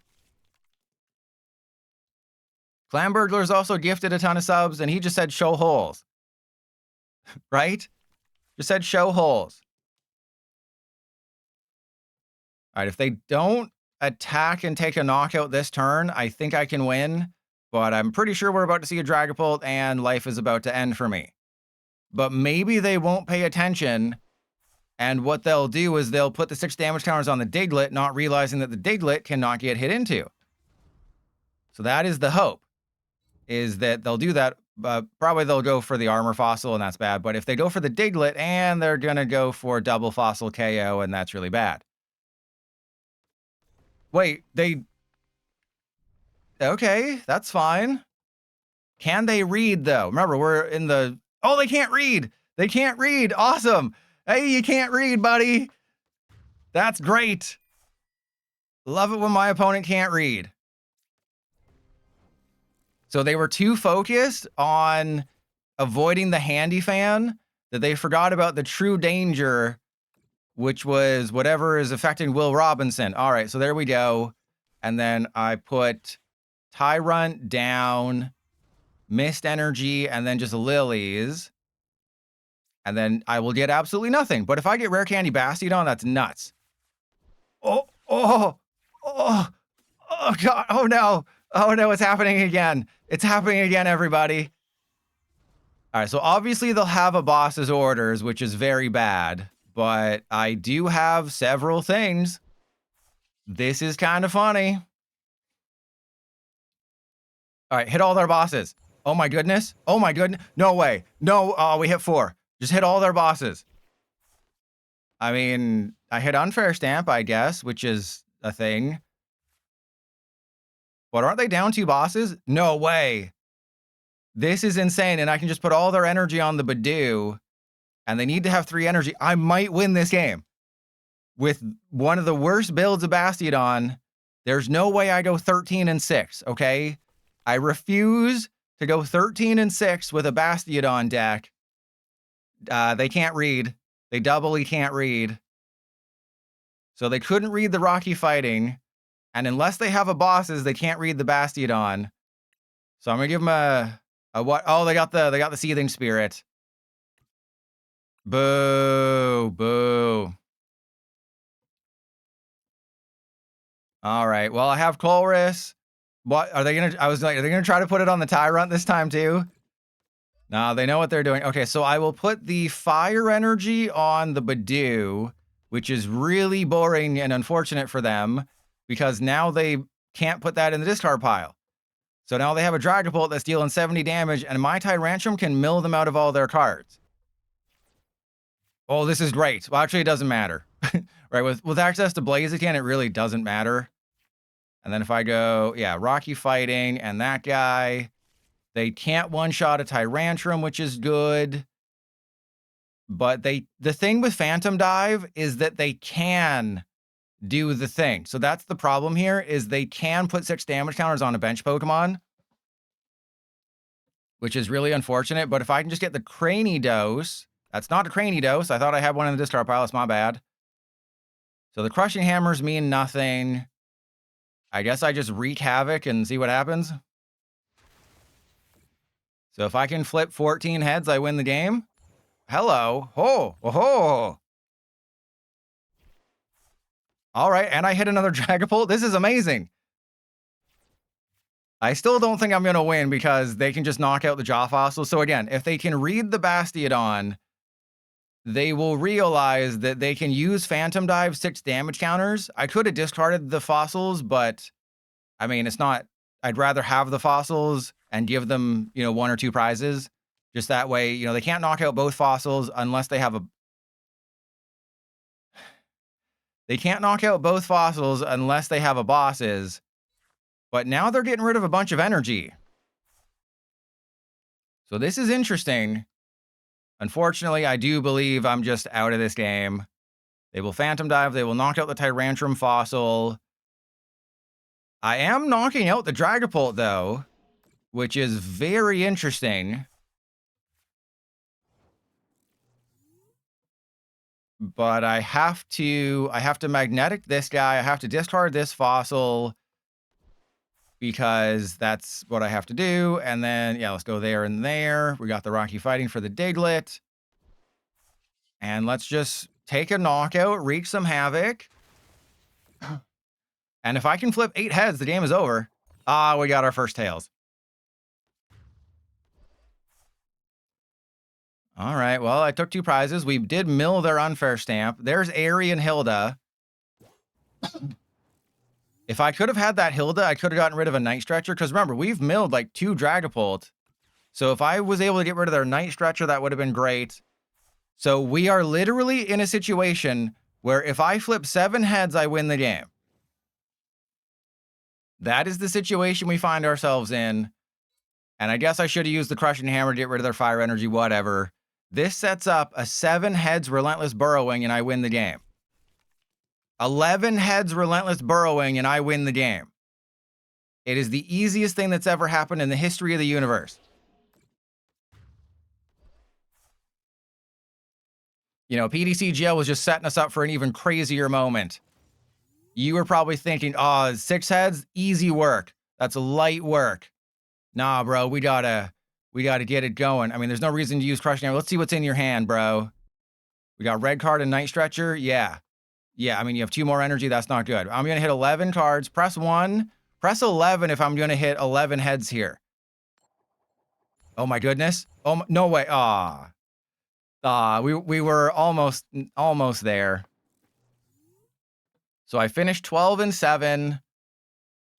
Not bad, Bastiodon, am I right? This deck's not bad, Bastiodon. All right, so tomorrow was the final stream. Let's see, is Tricky Jim not streaming? Supersonic is streaming. Let's raid Supersonic because Supersonic is cool. All right, so I'll see you all tomorrow with Mega Darkrai. I will have the basic heavy build.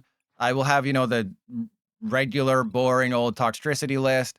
There's not much else. I'll check Pokécall book to see if anyone else came up with any ideas, but it's like, it takes 3 darkness energy to do the thing. So it's like, your feet are kind of tied, and you can't really come up with any other ideas. But I will try to come up with other ideas that other people thought of. I'll do that for you.